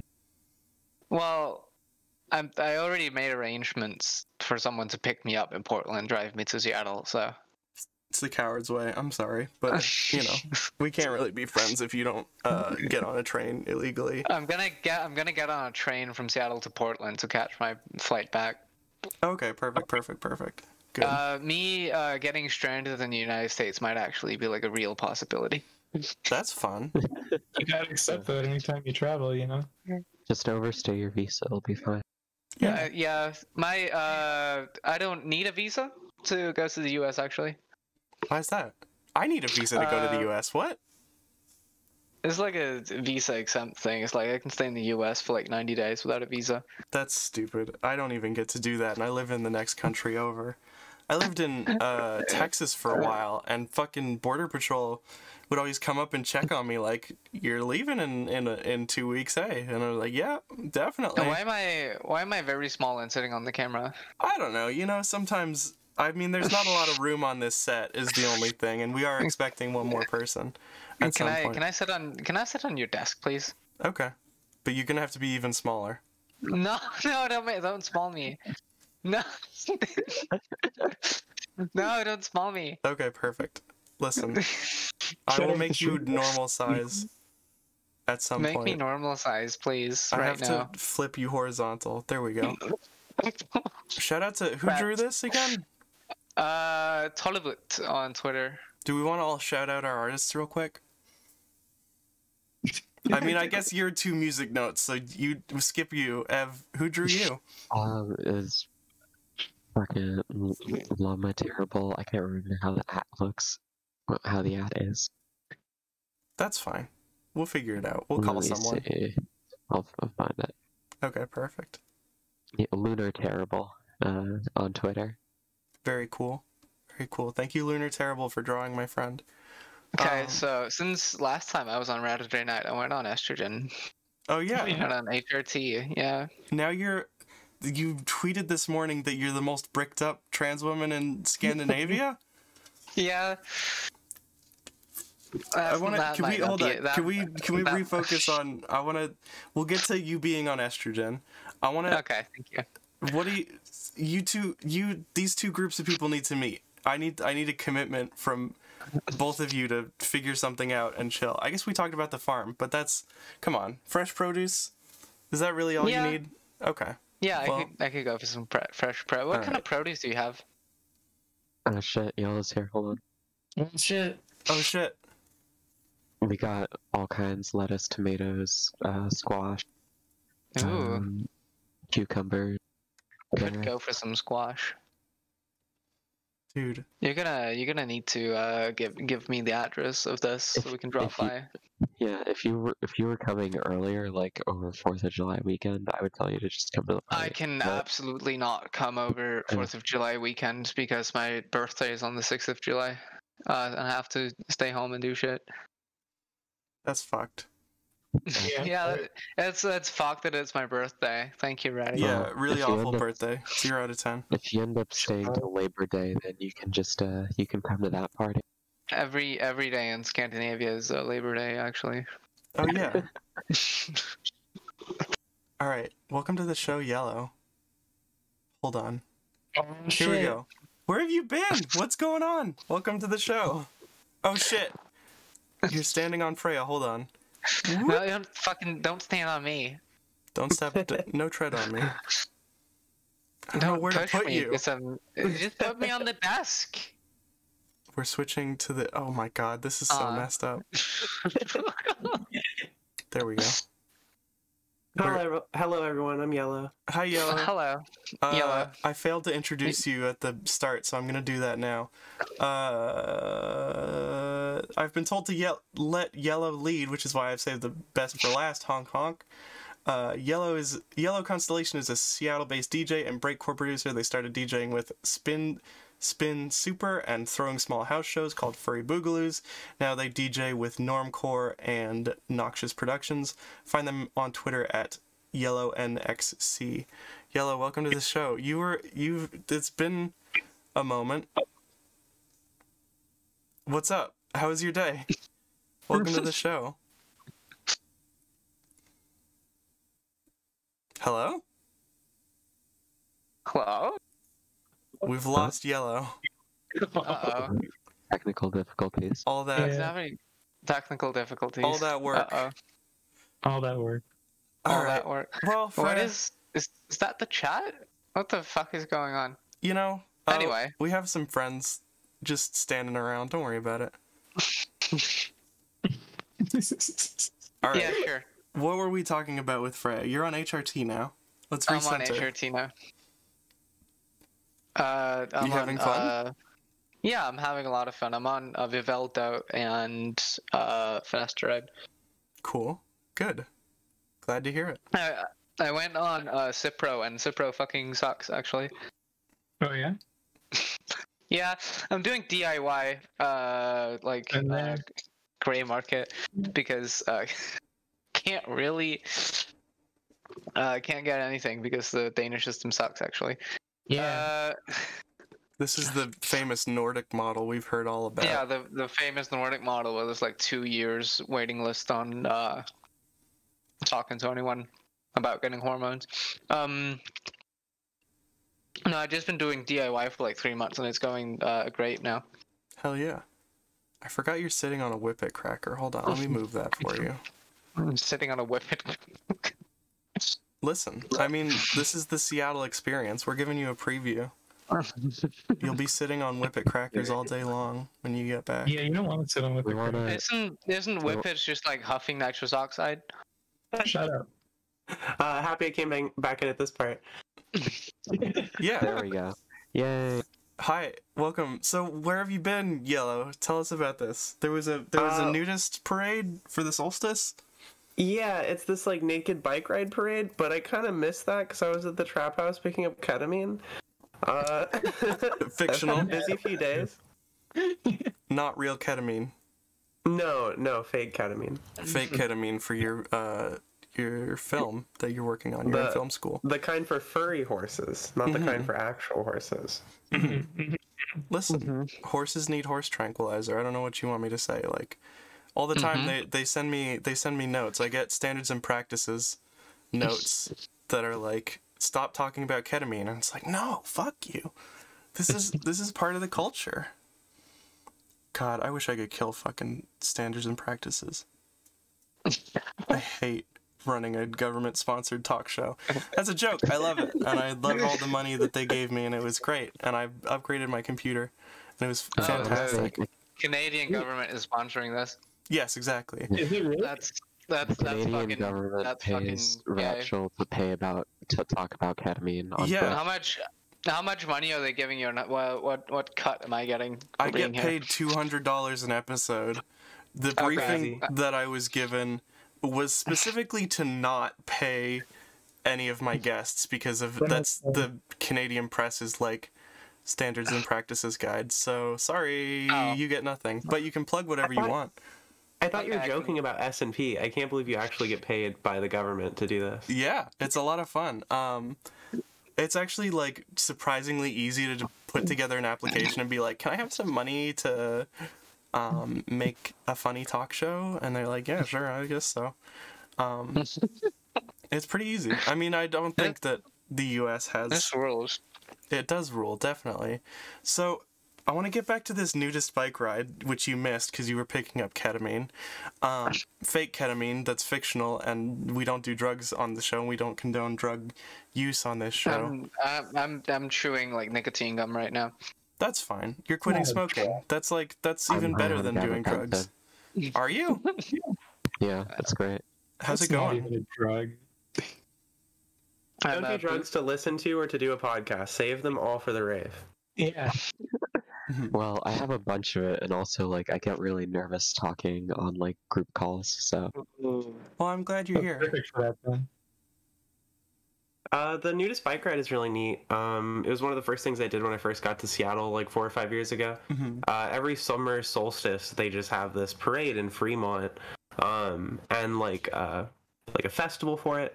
But one of the main attractions is a naked bike ride, where you can be naked if you want, and then like a bunch of people show up in body paint, and people show up in costumes and everything.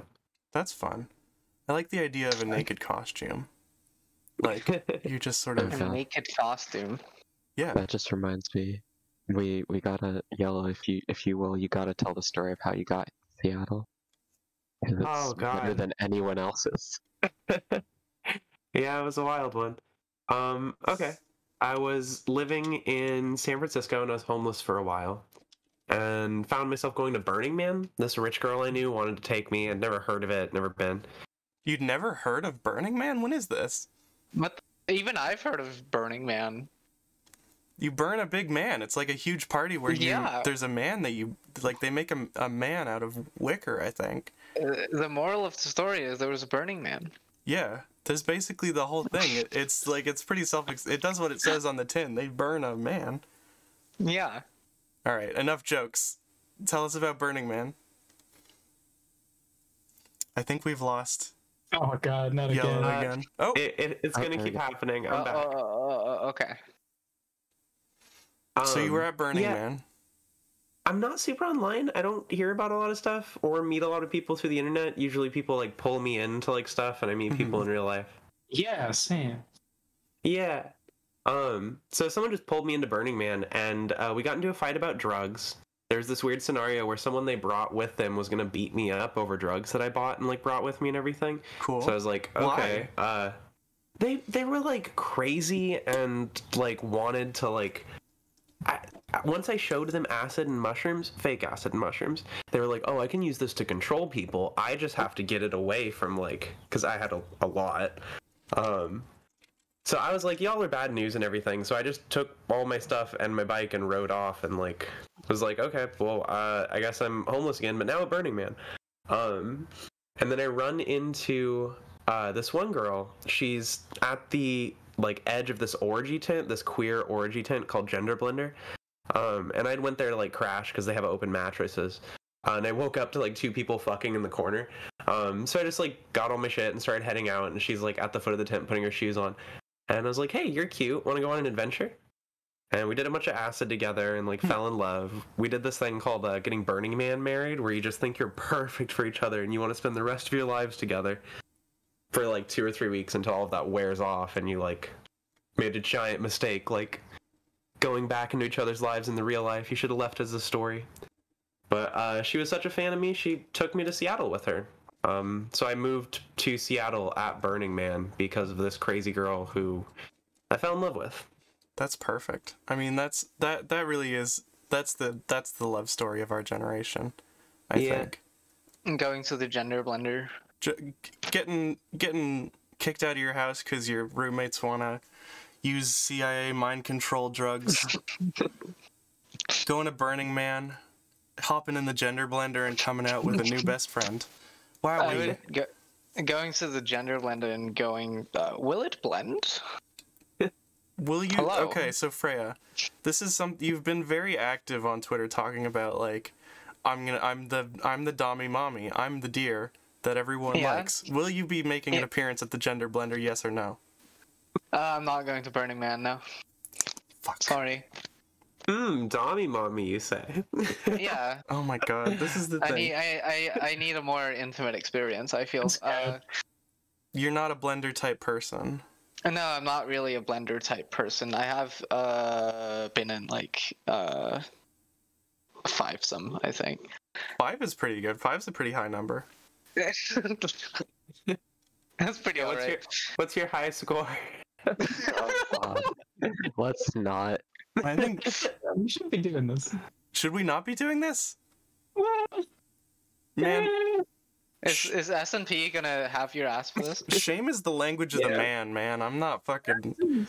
No. There's no shame here. Yeah, it just We're on the queer punk furry talk show. We Yeah. can talk about whatever, I think. I think Yeah, it's S&P. Okay, sorry, go ahead. I explicitly told S&P I would be talking about drugs and sex. So, like, you know, they can Yeah. suck a big egg. I don't care. Oh, well, for a department called Salt and Pepper, they're not really into spice, I feel. That's so funny. You're so funny. Did you come up with that one just now?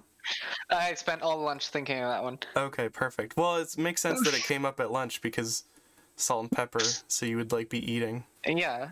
That's Yeah. so funny. Yeah. Yeah. Hey, Yellow, do you have a gun? Yeah. Oh, Is cool, S&P me too. gonna be upset about that? No. Actually, that icon of me in the neon yellow and the clown nose and the cheese hat with the trans pride flag, I'm holding a loaded Glock in my right hand. a loaded cool. Glock? Yeah, it was loaded. Okay. That's Okay, a lot. what model of Glock? I'm not sure. This one, like, bootlicker chick I used to live with fucking, like, was really into it because it's, like, the standard carry for cops or whatever. Oh, And was Jesus. telling me that's all the- about it. That's like a Glock 17 or a Glock 22. Yeah, I don't know.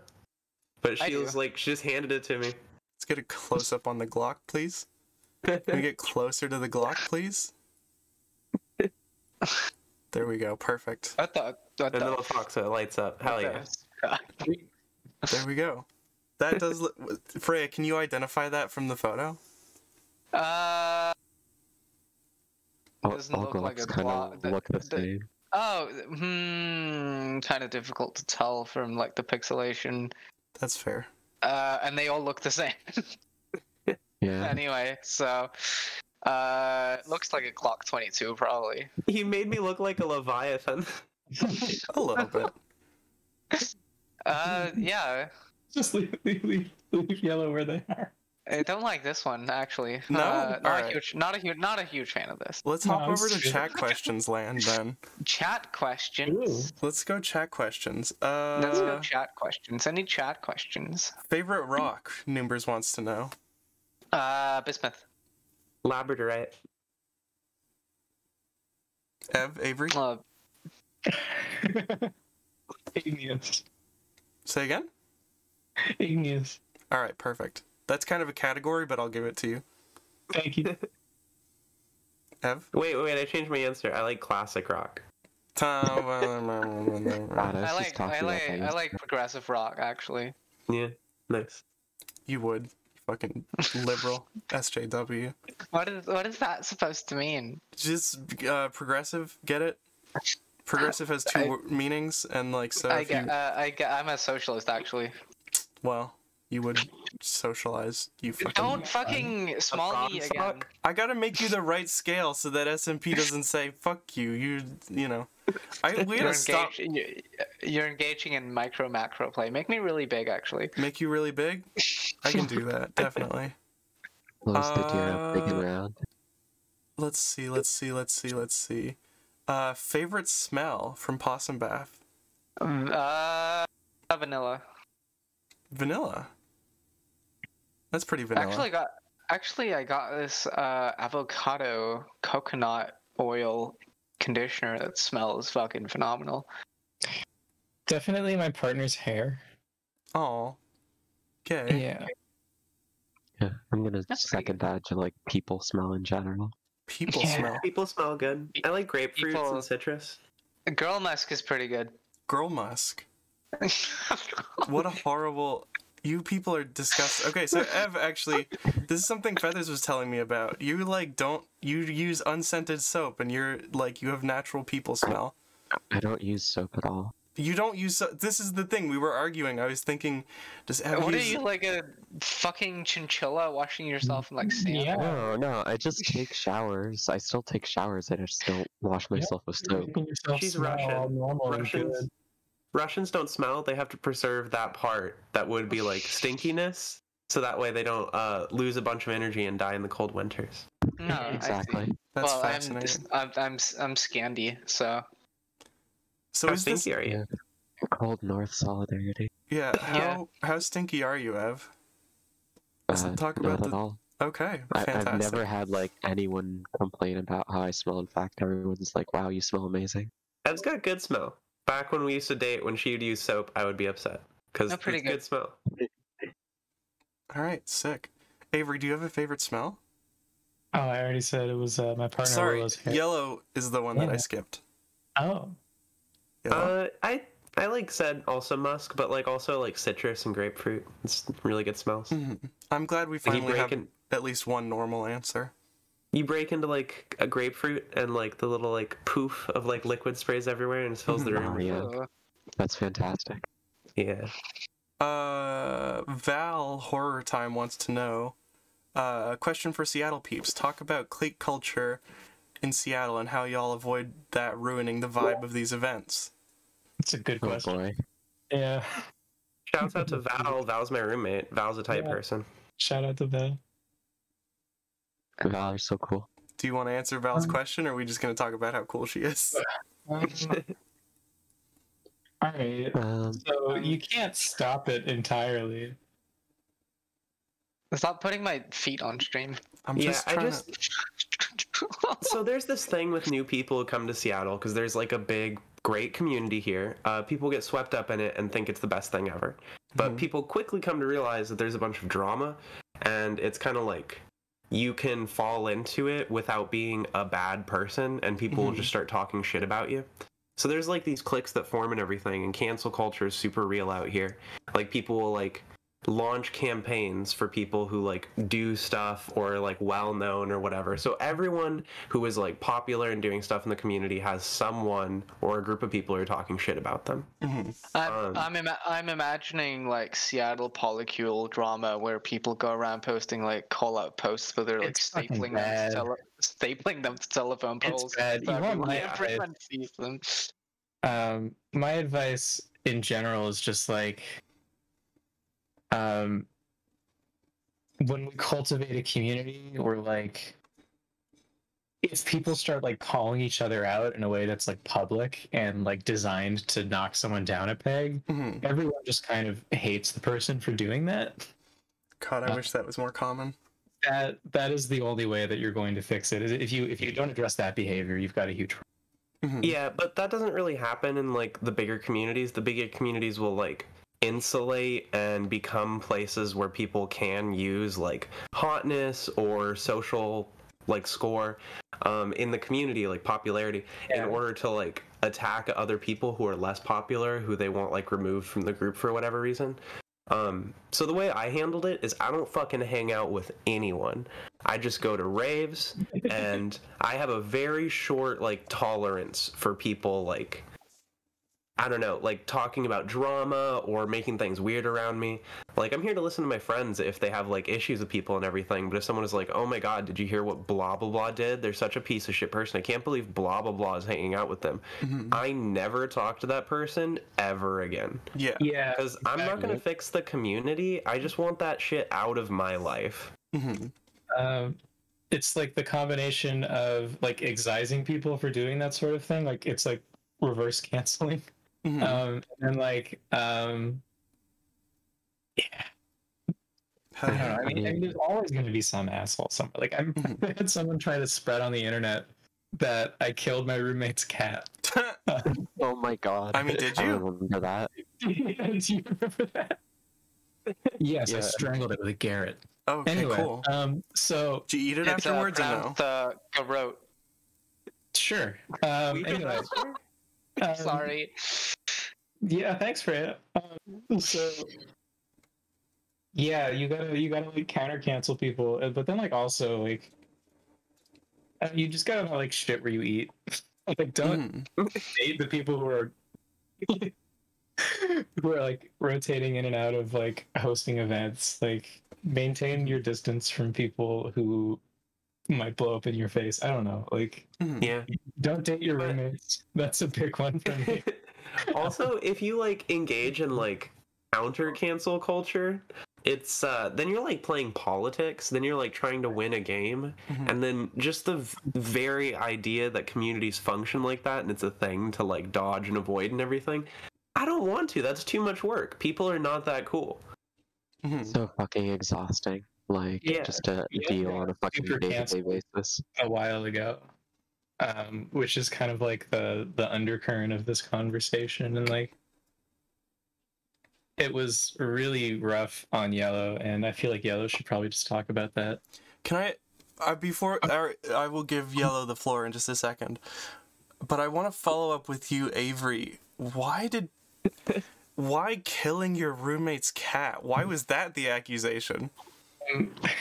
That's so unique. Like, you know, it goes around like, oh, so-and-so's a pedophile, so-and-so's a rapist, whatever. Yeah, in truth, it's like a very sad story. Okay, well, that's fine if you don't want to tell it. My roommate's cat died coincidentally like 2 weeks before this happened, and the person who told everyone that I killed the cat had like a really serious break, and said a lot of things that were never apologized for or never really acknowledged, and it's just kind of a sore spot in the community, I'd say.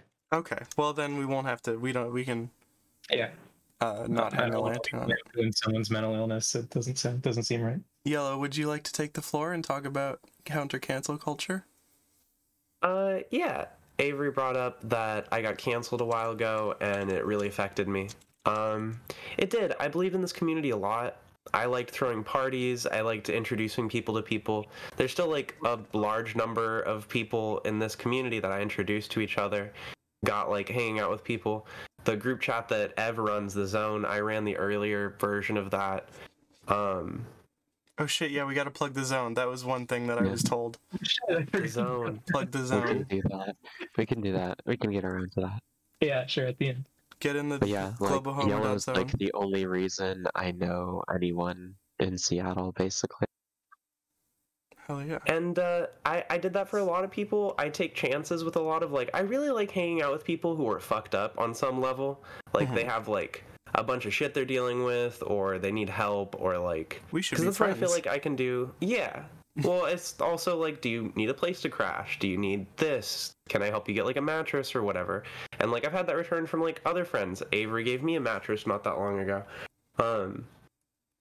I really like community building and the idea that we can take care of each other in the face of like the world falling to pieces.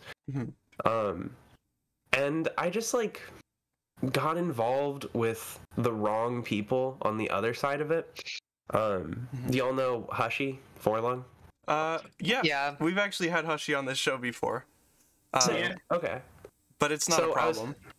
I was hanging out with Hushy when I first got here to Seattle and everything.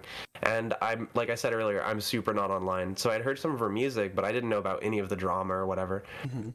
So we started talking about it, and it became like really apparent that she was being accused of a lot of shit that wasn't like her. And it was just people like on one side propagating it, on the other side like people dropping her because they didn't want to be associated with someone who was canceled and like had all this like hate around her name and everything.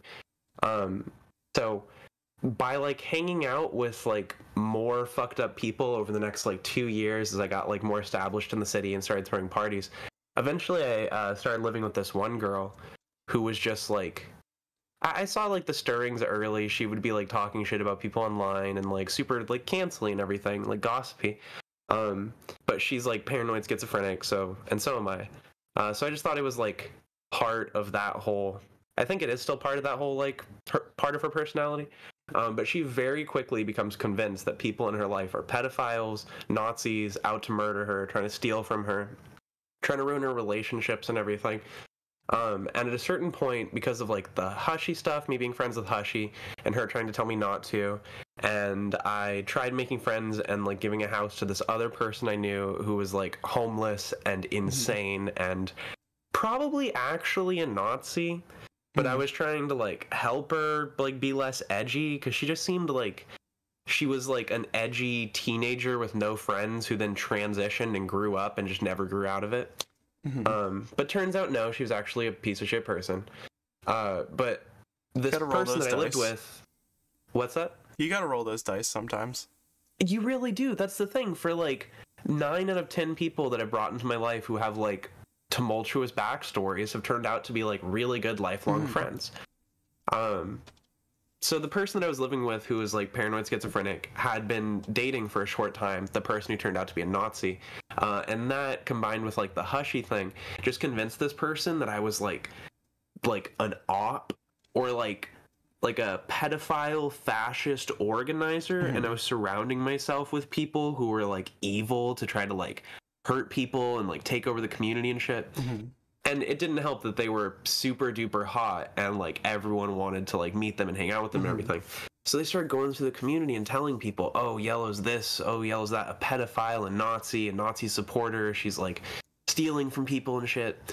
And eventually it got to the point where she couldn't live in her house anymore, and then she was telling people that I stole like rent money from her or whatever. Didn't happen. But as she like went from our house to different living situations with people in the community, that talking to them is what leveraged me out and like got me canceled. It became apparent to all of them that she was actually the problem. Like she locked one of my friends out of their house and was like trying to call the cops on them because she thought they were trying to kill them. So they like moved them on to another house and tried to get them help somewhere else. And she just like has a long list of like people she freaked out on. She like, one of our friends who's into guns, she's like a big leftist and everything, but she's like a waraboo. She's like really into fucking like katanas and guns and like military like style. She was convinced that this person who had like grown up here in Seattle and been raving since she was like 14, convinced that this person was not really trans, just like taking hormones and faking it so she could be a part of the community, and she was actually a right-wing plant who eventually was going to kill all of us. Oh, cool. It was, but everyone, it was so much, but I call that person to this day Seattle Jesus, because everyone knew her for so long that they finally realized that this person was just talking shit about people and kind of crazy. How is that similar to Jesus? She died for all of our sins. Oh, okay, cool. She was sacrificed so that, you know, we can make it into the promised land of not having to deal with her bullshit. Yeah, it was kind of like, I guess, like, basically took the fucking shot for everyone else. Yeah, because she's still not around to this day, even though, that's the thing, is this person who came through the community and made all these accusations, turned friends against friends, made people talk shit behind people's backs, and to this day, there are some people who are involved with it who, like, don't communicate with each other when they used to be, like, peripheral or, like, even good friends or whatever, just because of the amount of, like, belief they put into her, or the amount of time they spent proclaiming their innocence from, like, the shit she was accusing them of, and how everyone was like, you need to own up to, like, shit like killing cats and stuff like that. Like, and even though all the substance, like, fell out from under my particular, like, situation, or, like, the situation that involved this girl, like, it left a lot of hurt in the community. And I see that shit still happening to this day. Like, someone hot will come in and start, like, talking some weird shit and everything. And it just makes me, like, I've lost a lot of faith. That's why I said I don't really, like, hang out with anyone anymore. You're a lone wolf. A lone cheese hat. Not really. I still have friends and everything. I just don't, like, when I go to events, I stick with, like, people I know. I'm not really trying to, like, build a community or, like, connect people with people. Yeah, we all got, like, trust issues after that. Oh, yeah. Yeah. No, I know what you mean. Yeah. I'm still trying to fucking heal, like, and, like, bring people back together after the fallout of all of that.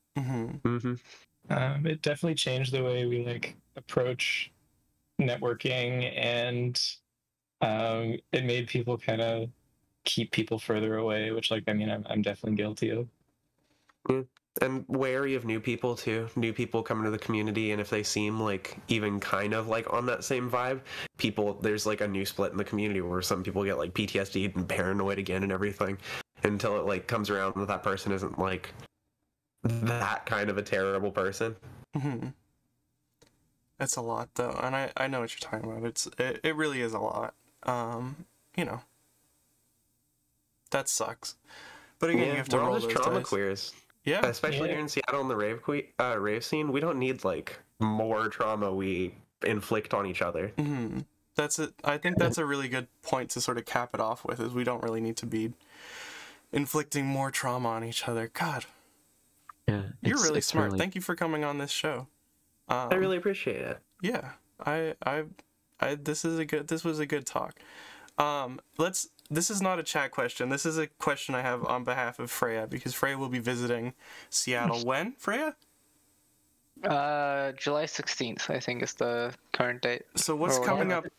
up? What cool shit is coming up, Yellow? You're Oh. connected in the scene. Oh, yeah, I am still connected in the scene because I do DJ despite like not hanging out or anything. I just show up to DJ. There's this camping rave that's happening near the Canada border and like the Idaho border. It's kind of like a 5 or 6 hour drive out of Seattle. But there's gonna be people leaving, so you can get a ride. Maybe. I'm staying there for yeah. like 2 weeks. Totally fair. It's this camping rave. It goes on for 3 days. It's July 18th, 19th, and 20th. Are you DJing A with bunch this? of I am. Yeah, I'm really excited. It's going to be at this really, really pretty spot, and they have a really good sound setup. It's I don't know how to describe it. There's not a lot of events like this anymore. Like even when people like go out camping for camping raves and stuff, that's not like so far out, and it's such a gorgeous spot overlooking like a valley where there's like not a lot of park rangers, so we could like be rowdy and like we're not going to get told to like turn down the music or that we're bothering anyone or anything. So it's going to be truly like letting loose in the woods for like 3 days with a bunch of people I love and care about. Fuck yeah. Which Deers one is belong this in the again? woods. Deers do belong in the woods, is the thing.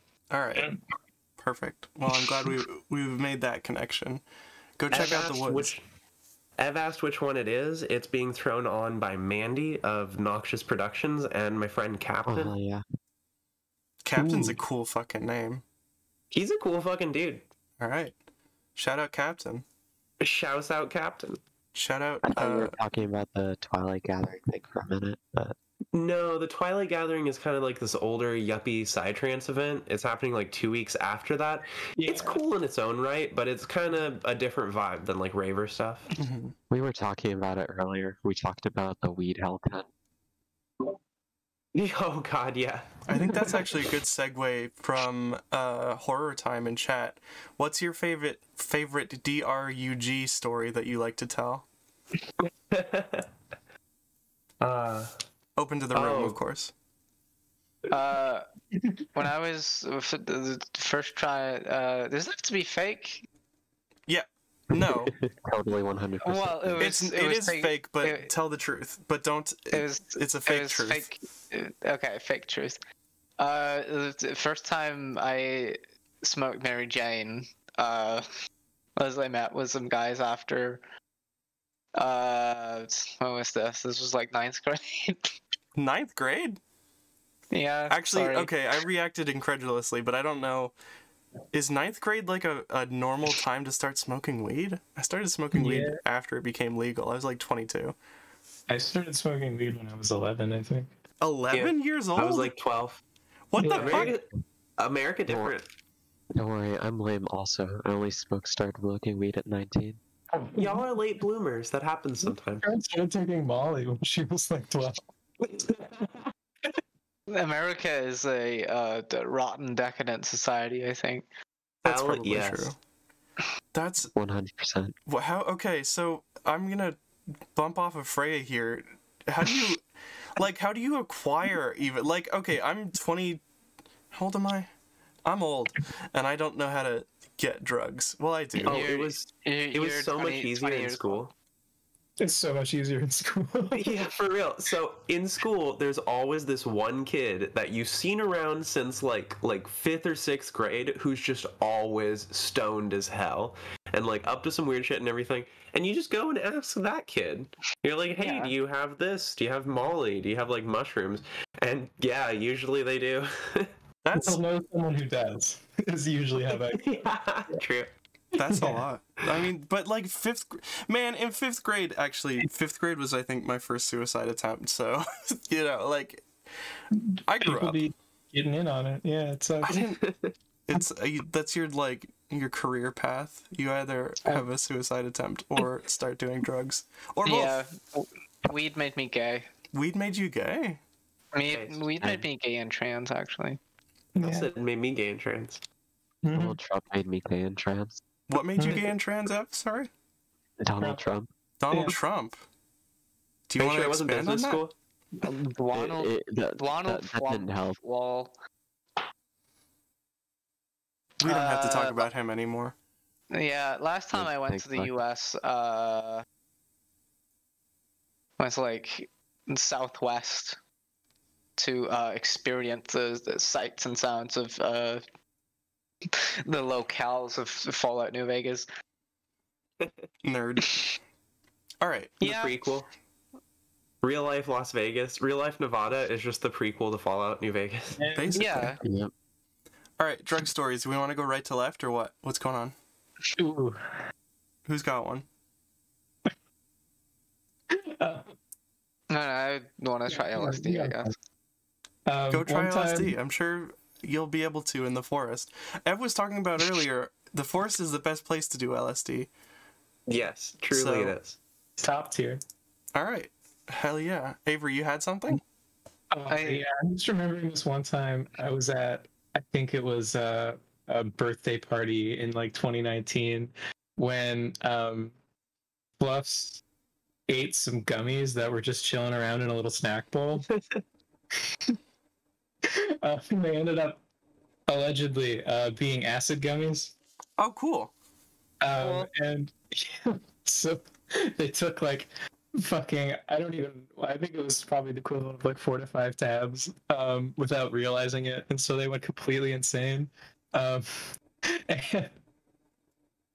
we had to like keep track of them, and they were like really paranoid that we were kidnapping them or something. And it looked really bad because Bob's just like running around naked. And we had to like drive them somewhere, and they broke out of the car. And, we had to like I wasn't in the car, but like I think it was some of my friends had to like chase them down and get them back in the car by like just grabbing them, and it caused like a fucking scene, and then they just had to get out of there. And then Fuss came down and kind of laughed about it. It was really nice. That was a crazy night. That was my acid, actually, allegedly. Yeah, I had liquid LSD, like a vial that I showed up to town with and everything. Yeah. And one of my friends who was like throwing the event, it was out at Robo House, like back in Kirkland back in the day, I think is where it happened. Yeah.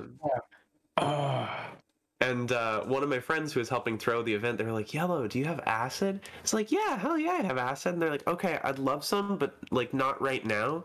And I was like, "Okay, do you have anything I can? It's liquid. Do you have anything I can like put it on?" So they gave me Sour Patch Kids, and it was in like a cuddle pod upstairs in like someone's bed with like 5 or 6 people. So I dosed out the acid and gave it to them. They're like, "Oh, thank you so much," and like left it sitting there on the nightstand. And like I think the room cleared out, and then Fluffs wandered in and was like, "Oh shit, I love Sour Patch Kids." Clueless. Do not leave drugs laying around, especially if they're like candy. And they started selling American candy here. Is that true? What like kind? Nerds and Sour Patch Kids. Like, Fuck yeah. That's a weird selection, though. That's like such a strange cross section. we've had Snickers for a while, but and shit like that. But Sour Patch Kids, you can sometimes. We have something called the Normal Store. The store is just called Normal.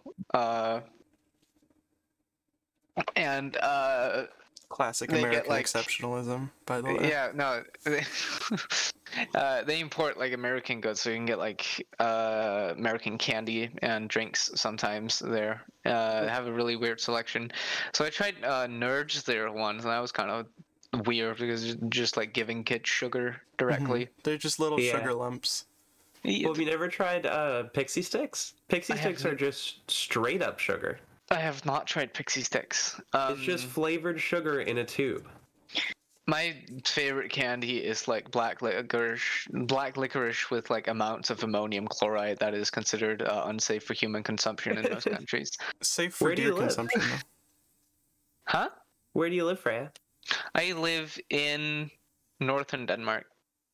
Oh, Wow. shit. Yeah, all the way across the pond. What time is it there? Yeah. It is 3 a.m. tomorrow for you. Okay, perfect. Cool. Yeah. What By do the way, what do you what do Freya. you think I was from? I just remembered this because I've been really out of it, but we have a dog on the farm that is also called Freya. Oh. So you'll get a chance to meet them. 2 dogs. Wait, no, 2 Freyas. Two Freyas. There can only be one Freya. Sorry. You mentioned you were Scandinavian earlier, and I almost moved to Denmark recently, like a year ago. Oh yeah. Yeah, Where? I'm happy I didn't. I don't know. It's pretty good here.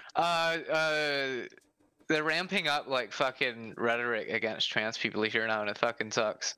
Yeah, Damn. that's everywhere though. The Danish People's Party launched an anti-woke campaign. Oh, good. I do hate the wokes. With the slogan, "It's okay to be normal." Nice. Like the store.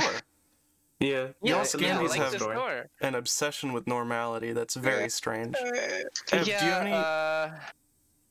Ev, do you have I any? can Oh, okay. show you what the normal store looks like. I've seen the normal store. We'll You've pull up a seen the picture of normal the store? normal store. While we're waiting for that picture, though, Ev, do you have any drugstores you want to share? Oh god. Let's see. I'll do the Dune DMT one.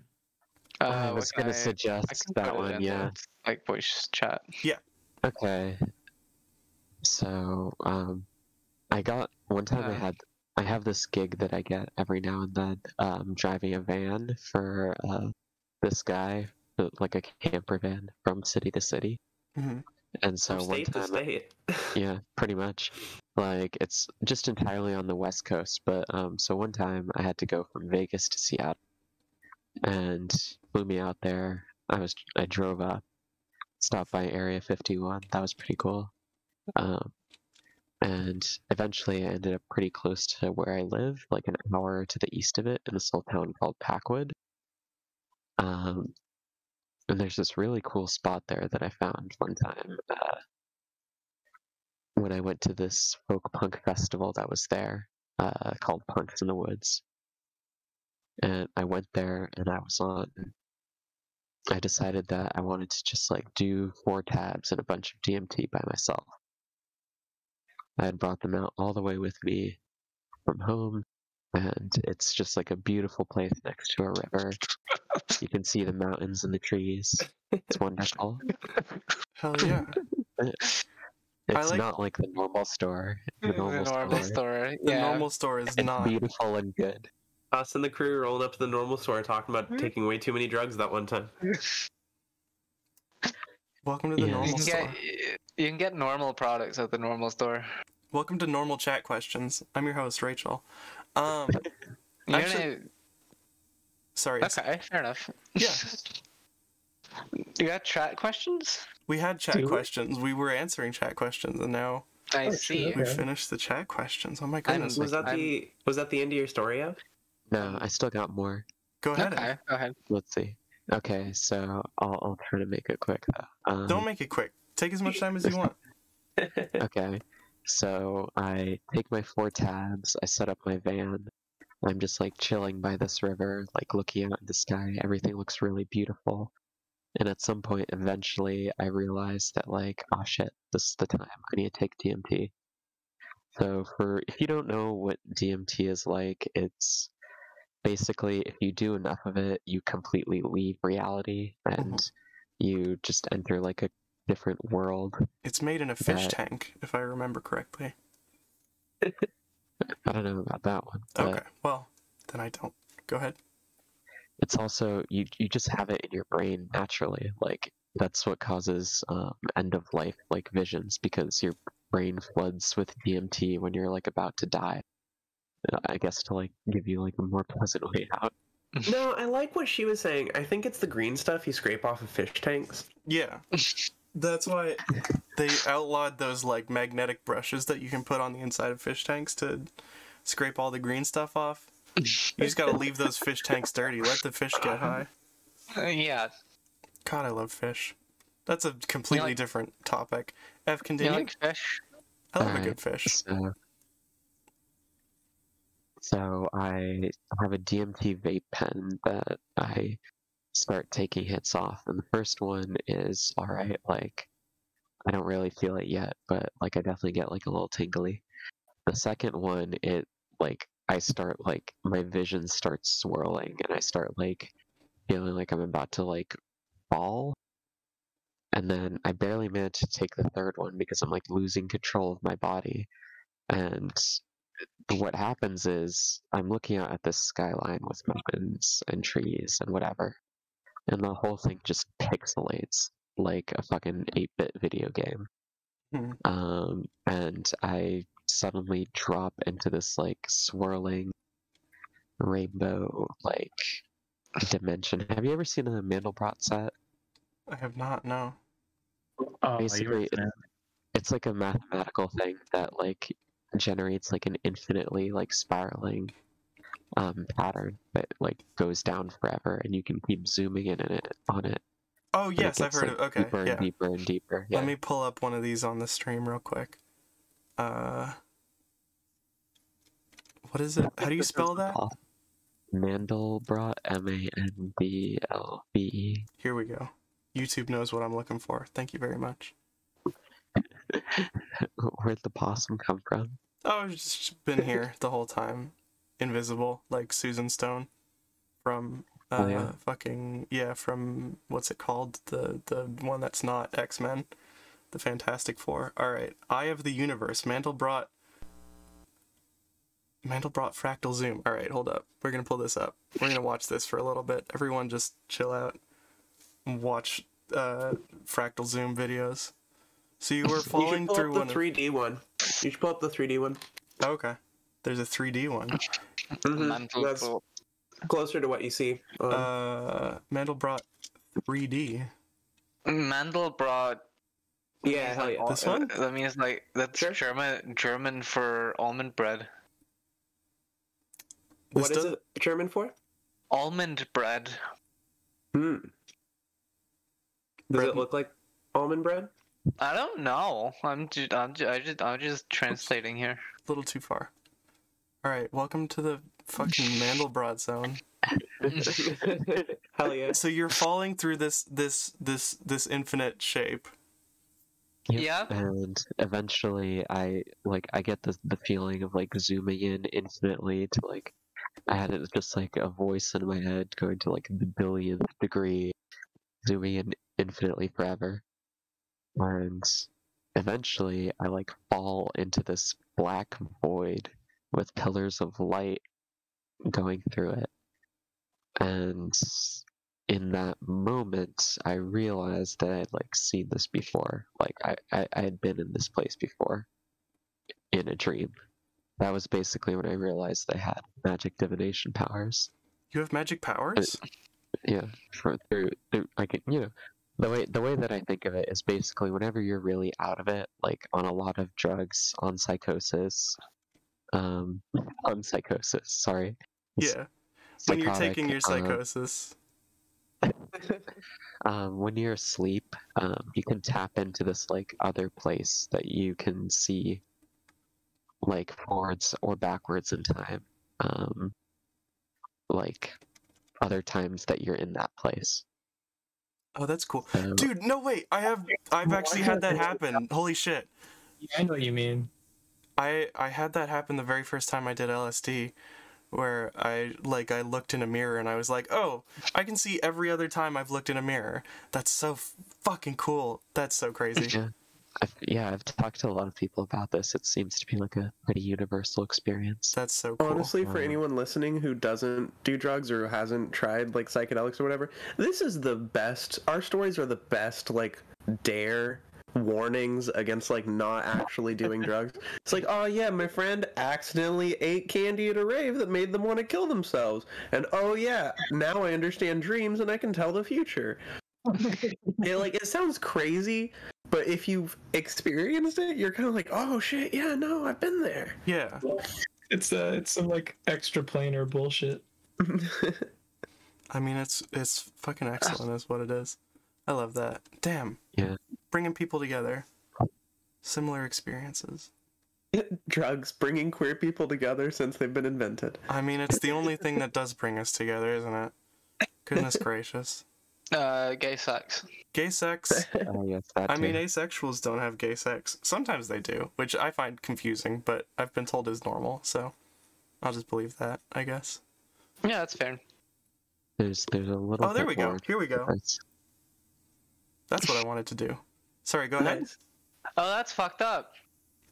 Nah, it's not fucked up, actually. It's very normal. We're drifting Let into the not asexuals fuck. transparent. Let asexuals fuck. Thank you. If they want to. If they want to, they can. I don't see why not. I mean, like, it's their thing, ultimately. What are you, ace gatekeeping me? Yeah, exactly. That's pretty problematic. That's fucked up. I edited that comic, that like Onion article about like why are all these homosexuals sucking my cock? To say why are all these asexuals sucking my cock? Exactly. Listen, Why would they do that? why wouldn't I they? don't- Sucking cock is would great. Why would you fuck? Honestly, like, sometimes I just am thinking, like, sometimes I'm just fucking for the sport of it, you know what I mean? It's, you know, It's pretty fun. it's fun. It's I do it for competitive. the love of the game. Do it for the love of the game, exactly. Thank you, Ev. Ev, was Lords of the game. Death there- Grips. there was more to your story? Yeah, so after that I start like coming out of it and returning to reality, and it's like I'm sitting in the center of like where a bomb went off because everything is like spiraling out from me. Cool. Are you the bomb? The only way I can describe it is like I came back to reality is like my reality was a sphere, and then it just like unfolded outwards and until I was back in the real world. Good. Oh, I can And relate to that. that kind of freaked me out a little. So I went on this whole like thought spiral about how like belief works, and I ended up freaking out and deciding that I needed to drive home immediately, which was 60 miles away. That sounds like a bad like an idea. hour's drive. I had like a van that I didn't own. It was my job to transport, and I was on 4 tabs. That's a lot. Don't drive under the influence. Actually, yeah, don't do that. Do not Dude, drive under do not do what I did. You got back. I was living at the farm at the time with Ev when Ev got like back from that. You were high as shit and more manic than I've ever seen you. And you're like, you grabbed me. You're like, Yellow, I have to tell you how the universe works. And it's like, oh yeah. Pretty much. I sat down and lit up a cigarette. I'm like, I am here for this. How does the universe work? I've been waiting for this for a while. How does the universe work? Do we want to talk about this? No. Do we have theories? That's actually a great transition into my drug story if people want to hear. Yes. Okay, go ahead. Sure, go Are you for it. going good? Yeah, I've spent a while trying to think of like the best one. I do a lot of drugs. I really like psychedelics. Theoretically, I do a lot You're of like drugs. the most like you're the only person that I know that's ever gone like 24/7 on acid for like an extended period. 5 months, baby, 24/7 on acid. That's why I'm That's- such a. That's a lot. Hey, hold on. Why? Yeah.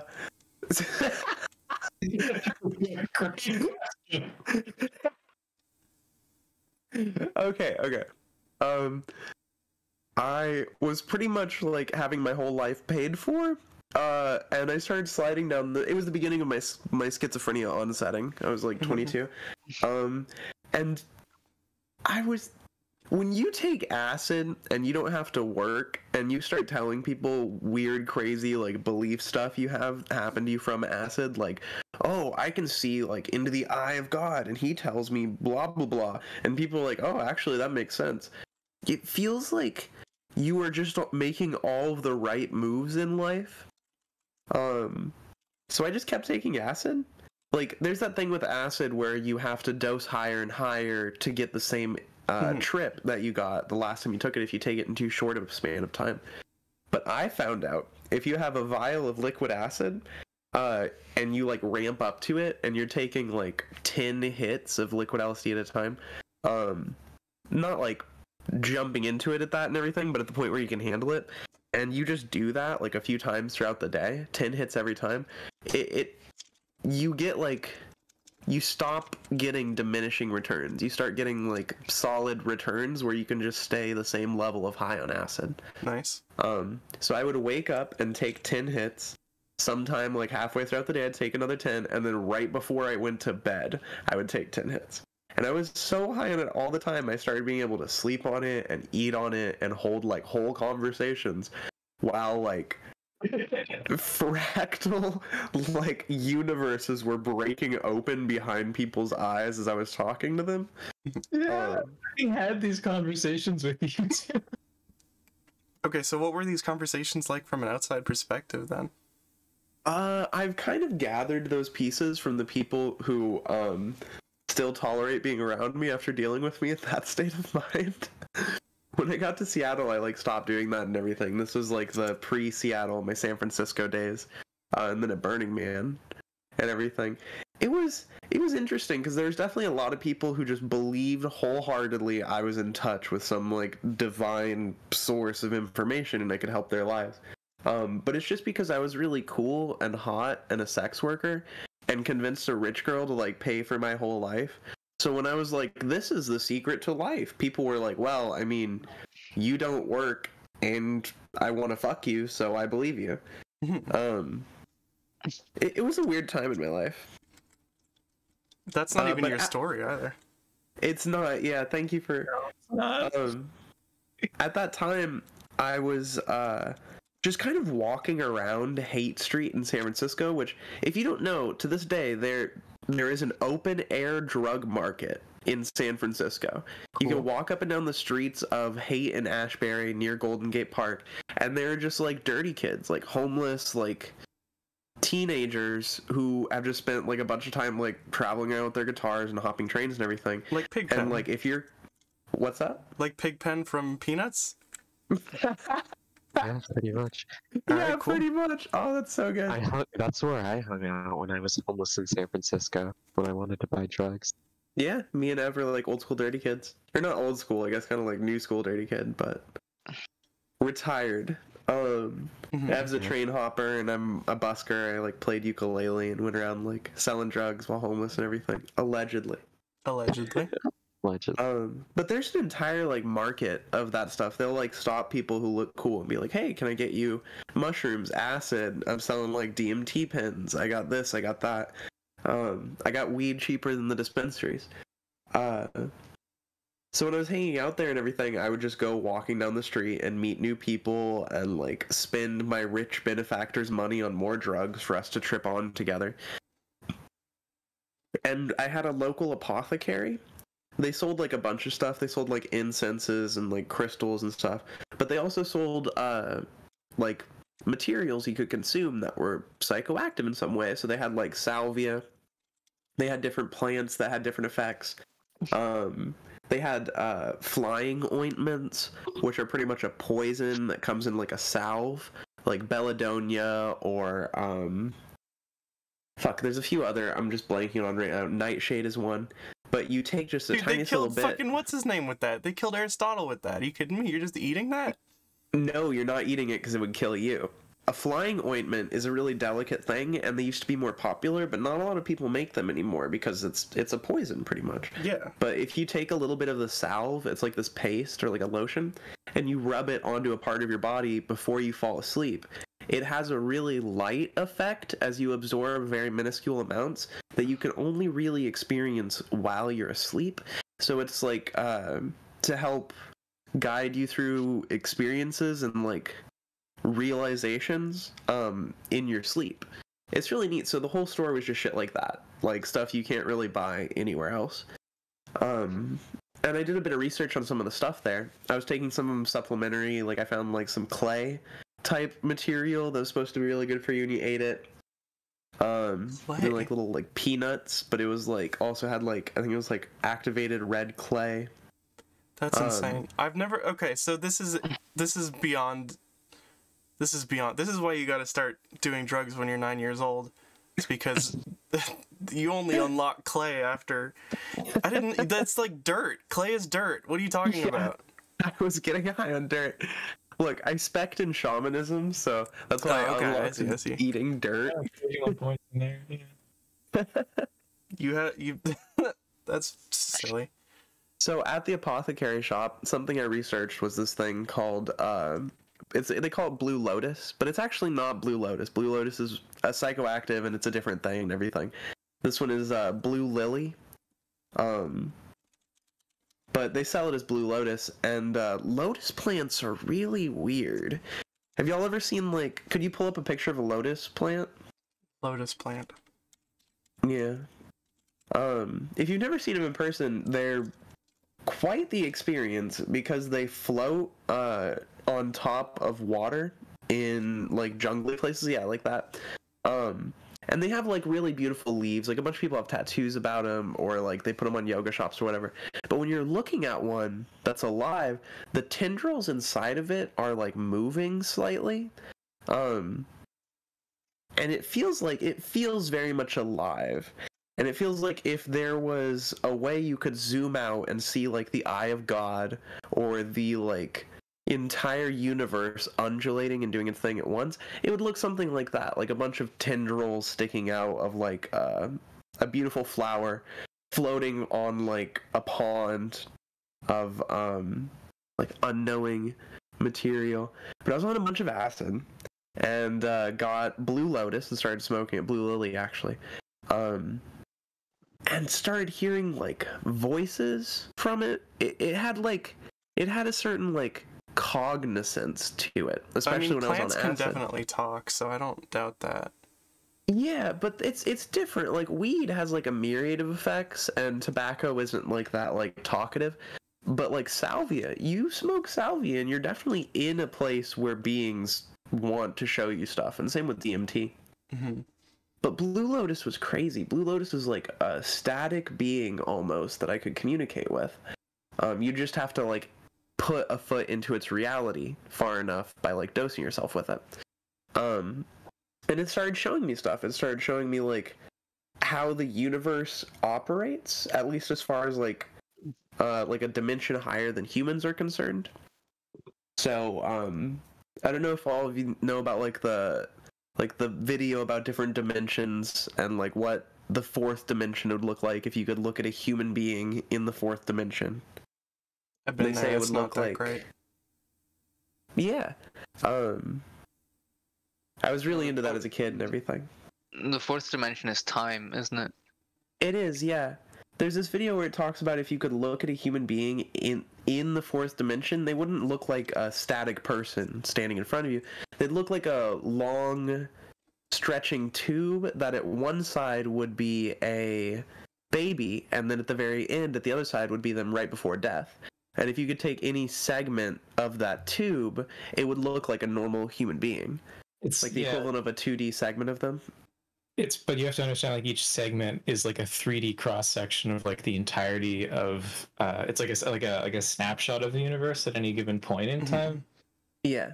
Hyperdimensional mechanics are really cool. The fourth dimension being referred to as time. It's like there's, like, a concept of spatial dimensions and then a concept of, like, time dimensions and also probability, and that's, like, mainstream physics, I think, at the moment.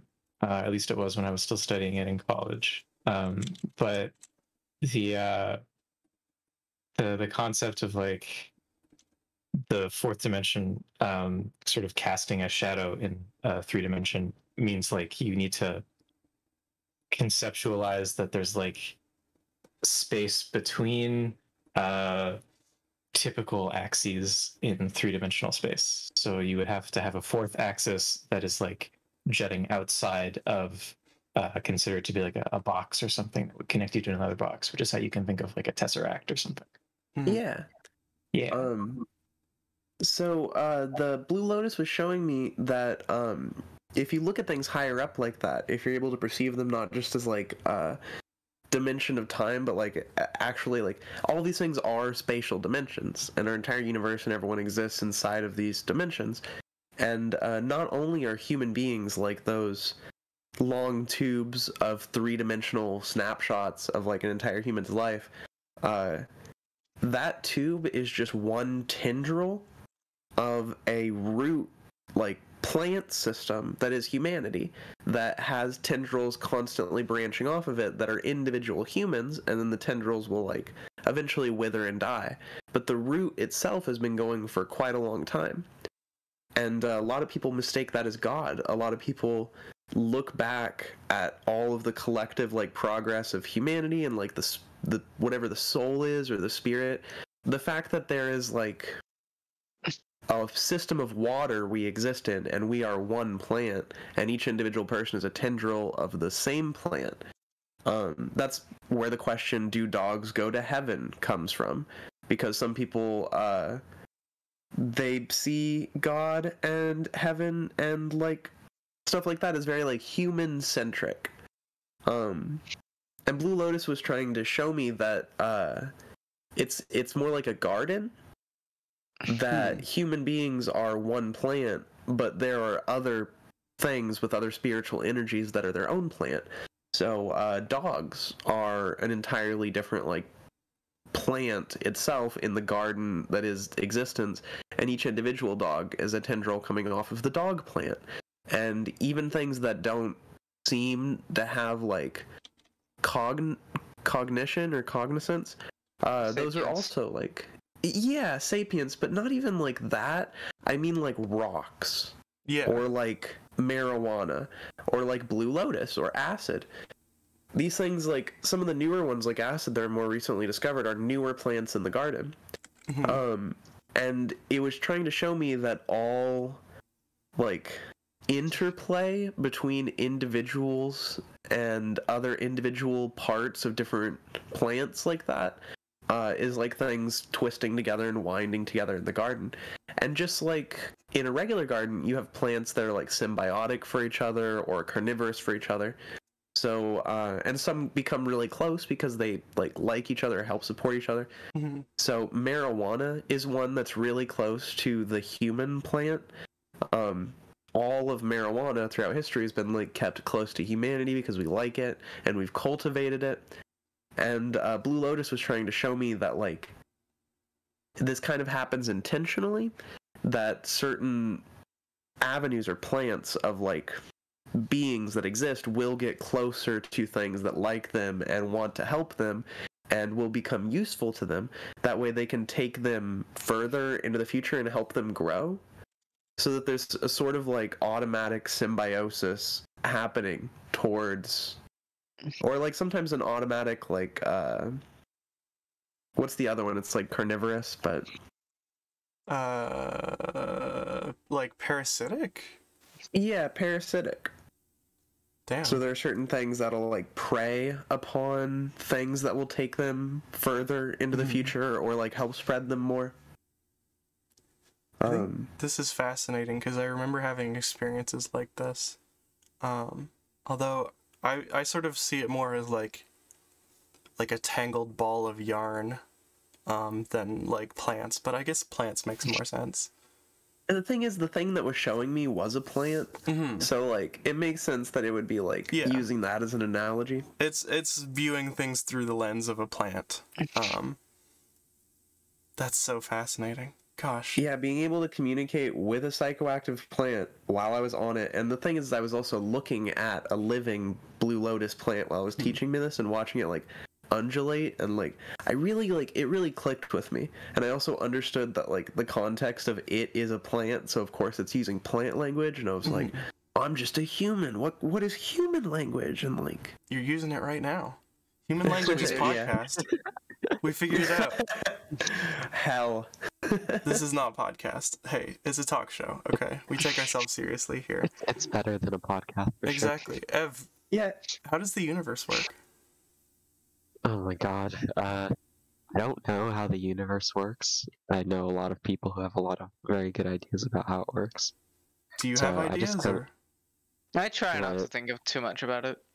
I don't need to start going in on narratives, but that is one way that I conceive of it. Like the stories we tell ourselves about, like, our reality, and, like, the narrative of our lives defines, like, our existence, because we're all playing a character to some degree or another.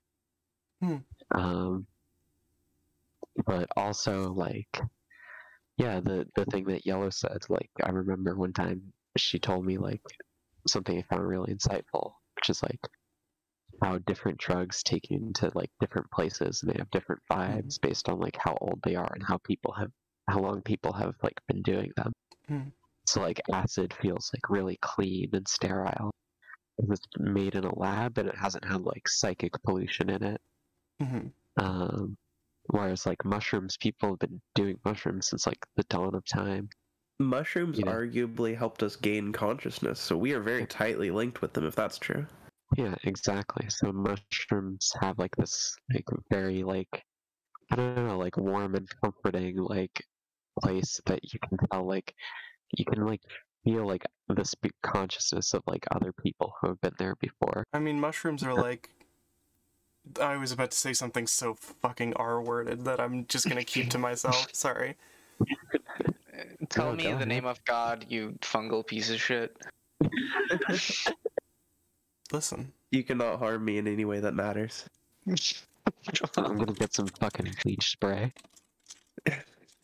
But yeah, like, I don't know how the universe works really, but I've, like, kind of accepted that people's belief in how the universe works really determines, like, their lives, and so everyone's like, conception of how the universe works is equally real, because if it's real to them, it affects them, and you know, you have to, like, roll with that because and, like, understand it in order to be part of their life. Avery, do you have an opinion? On how the universe works? I mean, I can echo a lot of these sentiments. Like, I've definitely experienced the, like, weird dimensional jaunt that happens when you do, like, some new substance or something. Like, I mean, last month I injected, like, I don't know how much K, and allegedly. Allegedly. Allegedly. I was still doing that. Yeah. And it was, like, obviously a deeply spiritual experience, but, like, I felt like the entire world was reduced to, like, a series of, like, harmonics of, like, just things happening at different frequencies. And I felt like that was some kind of divine wisdom. I try not to put all of the stock into all of the drugs because I think I get, like, an incomplete picture when I sample one drug. I feel like there are a lot of characters in the world. There are a lot of non-human kind of, like, personalities, because not because they're, like, sentient or something, but because we, like, personify them in a really meaningful way. So yeah, like, doing, what was it, salvia, and talking to the Blue Lotus is, like, super real to me because I've, like, had really similar experiences, but also, like, I think that we're kind of, like, bereft of a spirituality in terms of like, a cultural state. I think that a lot of people are completely out of touch with their spirituality, and like, they don't have any deeper connection to things other than just, like, you know, this is something else and it, like, exists and I'm not going to think anything about it. It's a lot of, like, 19th century philosophy. It's a lot of, like, Marx and Nietzsche. But like, the point is, I think people have to like, everyone has a spirituality. Most people are connected to it, and well, I think if I could that's say, why everyone should do psychedelics. Everyone should do psychedelics. I think what I can say is that I think there is a sort of outmoded spirituality that exists purely through like cultural inertia and kind of the people who are committed to it being very committed to it, and it sort of isn't as applicable, you know, now more modernly as it was, you know, when, I mean, let's be honest, like when the U.S. was colonized, kind of thing. Yeah. A lot of people take that stance now, like an answer to like fundamentalist Christians, or the way religion gets used to like push a lot of stuff through, like talking points, or like end conversations. People will be like, "Oh yeah, because God, blah blah blah." But I would argue that kind of a person also isn't very much in touch with their spirituality, because you can like say you're deeply religious and connected with God, but that doesn't necessarily mean you've done a lot of thinking on these things. I think psychedelics are like a really good avenue to start asking these questions. And it used to be with religions where people would encourage you to take more, like, I guess, like, have more psychedelic experiences through, like, fasting or, like, different drugs, like ayahuasca or whatever. So you could experience, like, God yourself, or, like, the answer to these questions yourself. And then it got, like, repackaged along the way a lot, to the point where it can be, like, sold to you and used to manipulate power and everything. But now we've gone, like, too far the other direction. I feel like a lot of people, like, they don't want to start digging into any of those questions that don't come out with a secular answer, because it's not, like, because of the bad taste, like, fundies have left in so many people's mouths. Definitely. If I can, Yeah, hop in. Like, to circle back to, like, what I think Avery was saying, like, for me, like, my religion now basically is raving. I realized this over at SakuraCon, but, like, to circle back to why we came on, rave culture for me has, like, become a religion. It fulfills my spiritual needs.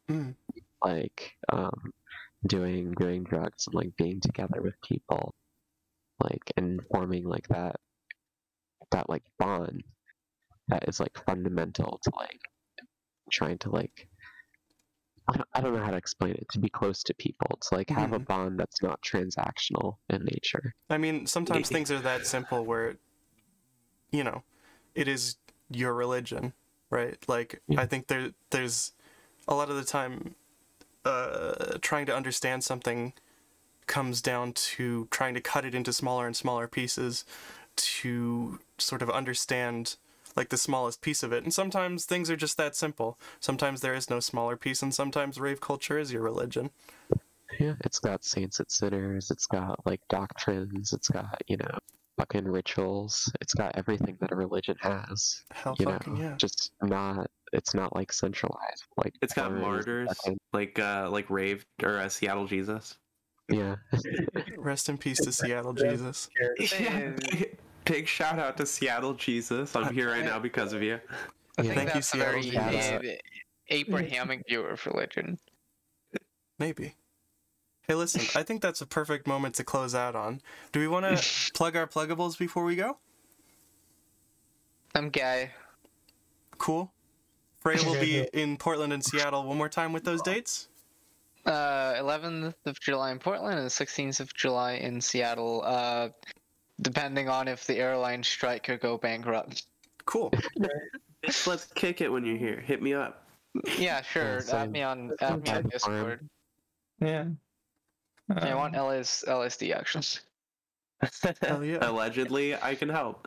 I'm Yellow Constellation. I'm a DJ and music producer. You can find me on Twitter at YellowNXC. That's Nightcore is what it stands for. I'm on SoundCloud as Yellow Constellation, or my DJing is DJ Yellow Constellation. Do you mind if I play some music during our intermission? Because we have a pre-recorded segment that we're coming back to. Some of my music? Is that what you're asking? Yeah, your music. Who else is? Yeah, let me find, like, a good song, question mark. Okay, cool. What did you say your Twitter was? Yellow NXC. Here, I can put up a screen that says, hold up, what it is.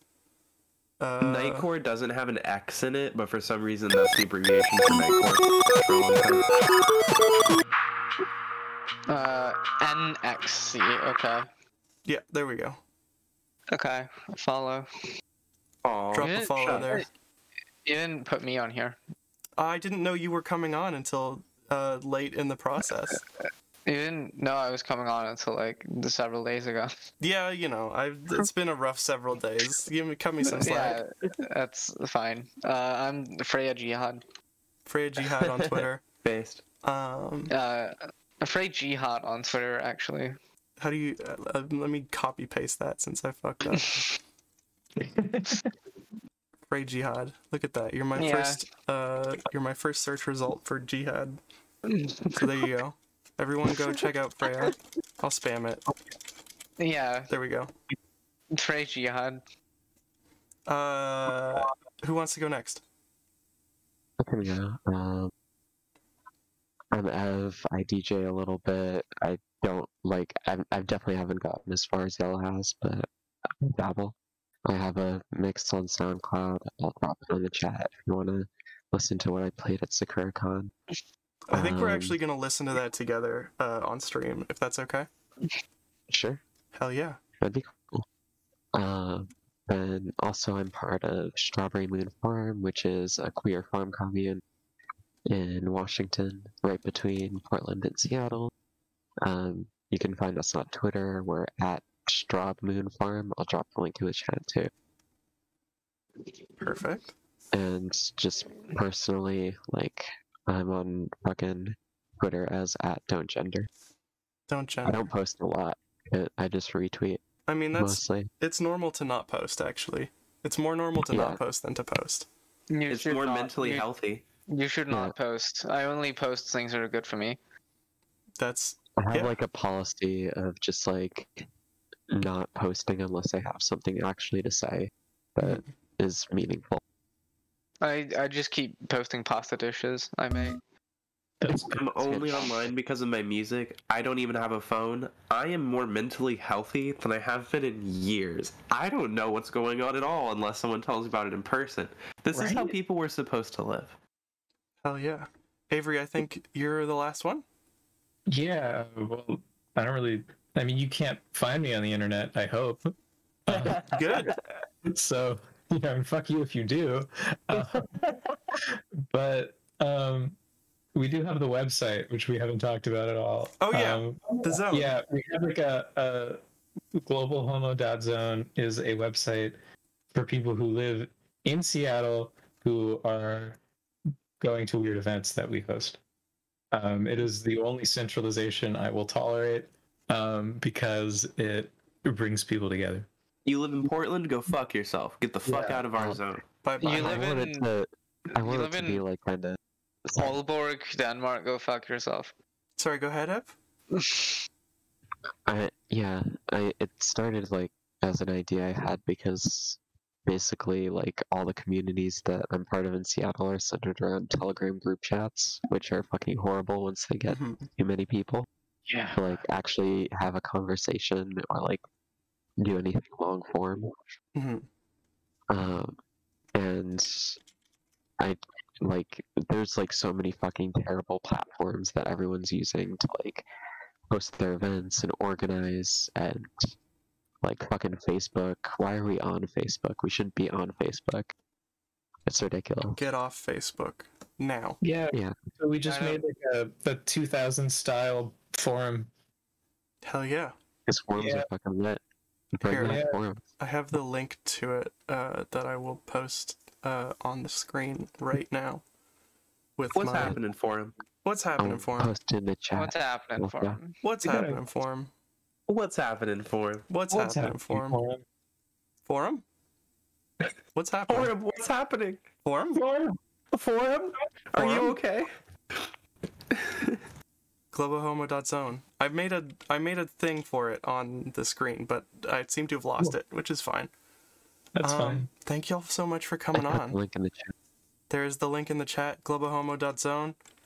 globalhomo.zone. There's consonants in there that I'm not saying, but Please only do like a little application thing if you live in Seattle and want to have to deny people. only for Seattle peeps. It's Only for Seattle. Fine if it's not in Seattle.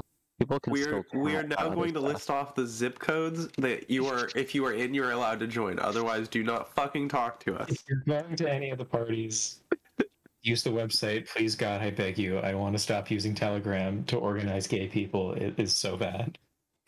Yeah, Fuck Telegram. that'd be pretty nice. Gay people only. Did I mean to say that? Kind of. Yeah. If you're not some kind of queer, you're not welcome. Do become gay. Telegram is for organizing Ukrainian armored battalion formations.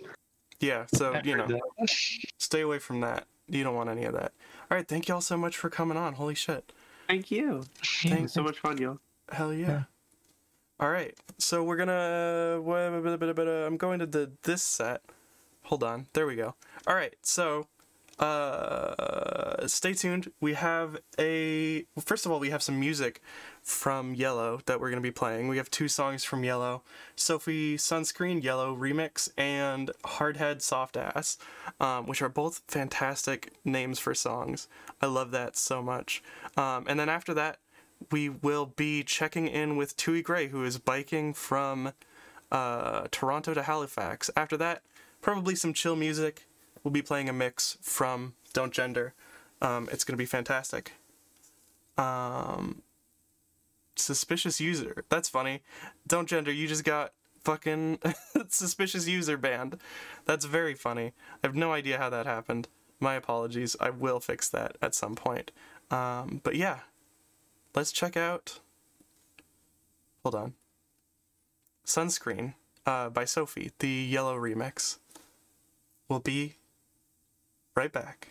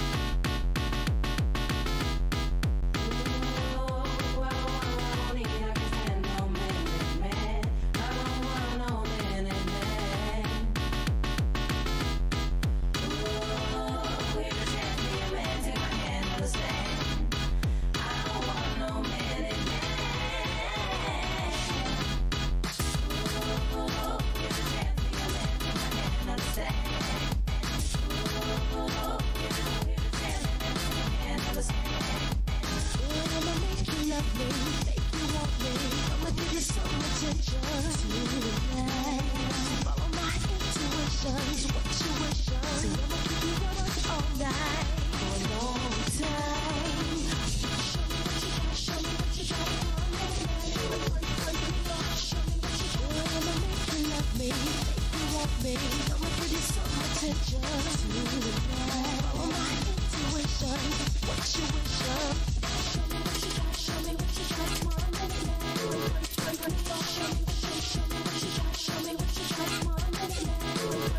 now, ladies and gentlemen, Big splash. Water overflowing, so get your hand right on your mouth, pump up your head tight. Got what gives it right back. Big on, having winning things right back. Stop throwing counting cheap and shit. Ain't no way that everybody gonna leave this shit. Think about all night, all fire. Big balance and rotate all night. 1 minute food, wonder why y'all missing. Back a belt trying to do it in transmission. You back a belt trying to make it no reward, no regard, no but no regard. Hard head make a soft ass, but a hard head make a sick laugh. Jumping fool to make a big splash. Water overflowing, so get your hand right. It's all in your mouth, pump up your head tight. Trying to think about that, right as long as you can. Stop shaking like it's ludicrous, famous man. Think of all your things like that food in the transmission. 1 minute food, wonder why y'all missing. Back a belt trying to make it no reward, no regard, no but no regard. Hard head make a soft ass, but a hard head make a sick laugh. Jumping fool to make a big splash. So get your hand right. It's all in your mouth, pump up your head tight. Hard head make a soft ass, but a hard head make a sick laugh. Take a big splash. Belt trying to make it no reward, no regard, no but no regard. Big splash, water overflowing, so get your hand right. It's all in your mouth, pump up your head tight. I got with tips and advice and things. I'm big on having women things strikes and bags. They make a sick laugh. Jumping fool to make a blast. Water overflowing, so get your head right. It's all in your mouth, pump up your head tight. Big on having women strikes and bags. Water overflowing, so get your head right. It's all in your mouth, pump up your head tight. I got with tips and advice and things. I'm big on having women things strikes and bags. They make a sick laugh. Jumping fool to make a blast. Water overflowing, so get your head right. Right, your head tight, your head tight. Big on having women things strikes and bags. Stop throwing counting cheap and shit. Wait till everybody's gonna leave this shit. 1 minute food, wonder why y'all missing. Back a belt trying to do it in transmission. You back a belt trying to make it no reward, no regard, no but no regard. Hard head make a soft ass, but a hard head make a sick laugh. Jumping fool to make a big splash. Water overflowing, so get your head right. It's all in your mouth, pump up your head tight. Got with tips and advice and things. Big on having women things strikes and bags. Make a big splash. Water overflowing, so get your head right. It's all in your mouth, pump up your head tight. Big on having women strikes and bags. 1 minute food, wonder why y'all missing. Back a belt trying to do it in transmission. Trying to make it no reward, no regard, no but no regard. Hard head make a soft ass, but a hard head make a sick laugh. Jumping fool to make a big splash. Water overflowing, so get your head right. It's all in your mouth, pump up your head tight. Tips and advice and things. I'm big on having women things strikes and bags. Water overflowing, so get your head right. It's all overflowing, your head tight right. Tips and advice and things. I'm big on women things strikes and bags. No reward, no get your head right. It's all in your mouth, pump up your head tight. Big on having women strikes and bags. Overflowing, your head right. On the back of belt trying to make your head right. Overflow, but it's no regard. Fool to make a big splash. Belt trying to make it no reward, no regard. Flow, but it's no cigar. Hard head make a soft ass.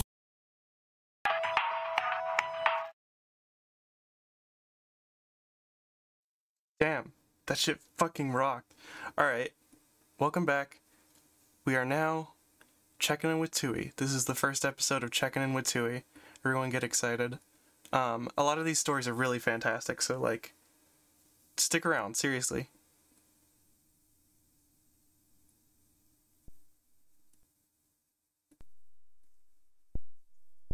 Hello. Hello. Okay, cool. I got it all set up. Perf. This is perfect. Yeah, I have it all like plugged in. It's as good as it can be. I'm very excited. I believe you, and your voice sounds very clear. Thank to me, you. So I believe that your setup is good. Also, I just had a weird experience like 10 minutes ago as well at what I thought was an abandoned house. Like there's mail rotting in the mailbox. The place is like clearly overgrown and everything was rotting. The shingles were falling off. And so I pulled up to check it out. And then I looked around and there was a man in the yard just staring at one of like the abandoned shacks, just like not even moving with his back turned to me. And so I was like, okay, well maybe he lives here, so I gotta go. So I just like left and he never even turned around and looked at me, even though I was like in the driveway next to him. And then as I was leaving, I started thinking like, do you think that guy was real? Or like real as in like alive? Or do you think he was like a ghost? Like, I don't know. I was like, one of us, either you're a ghost or I'm weird. Or both of us are weird. He could be a scarecrow also. Like that's a thing. No, he was definitely a man. Oh, okay. All right. Yeah, That's he was fair. fully a man. So he had his hands like on his hips. Where are you right now? Currently, I am in... that's a good question. Let me look up where I am. I left Kingston this morning. Well, not this morning, this afternoon, actually. Let's see where I'm at. I am currently in Pittsburgh, Ontario. Pittsburgh, Ontario. Hold on. Yep.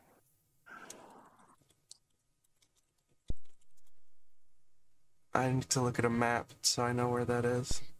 It's just like 15 kilometers out of Kingston, east of Kingston. Oh, okay. So you're out there. Jesus Christ, Twoey. Yeah, but I've also been, here's the thing. Like, if I had been biking every day, I would have been further, but I took 2 entire days off. I mean, that feels normal. It is normal, and that's how I planned to do the trip, was just to, like, take it easy and like allow for some serendipity time, which I have been. I maybe I should like tell you a synopsis of the trip so far, and you can figure out what you want to focus on in the interview. Yeah, definitely. Okay, so day one, you were there when I left, and then I went from there to, hello, hi. I went from there to another cyclist, Darlington Park, which is like 90. It was a 90-kilometer ride from Toronto. I was stealth camping there, so like you have to pay for the campsites, but they're like $50, and I was like, I'm not doing that. So I just went there and used the campsite, and then I walked around and made friends until people were like, yeah, if the park ranger comes, like we'll like hide you kind of thing, like you can just use our campsite with us. So that was really nice. And a bunch of people were like, you can come charge your shit at my trailer or whatever.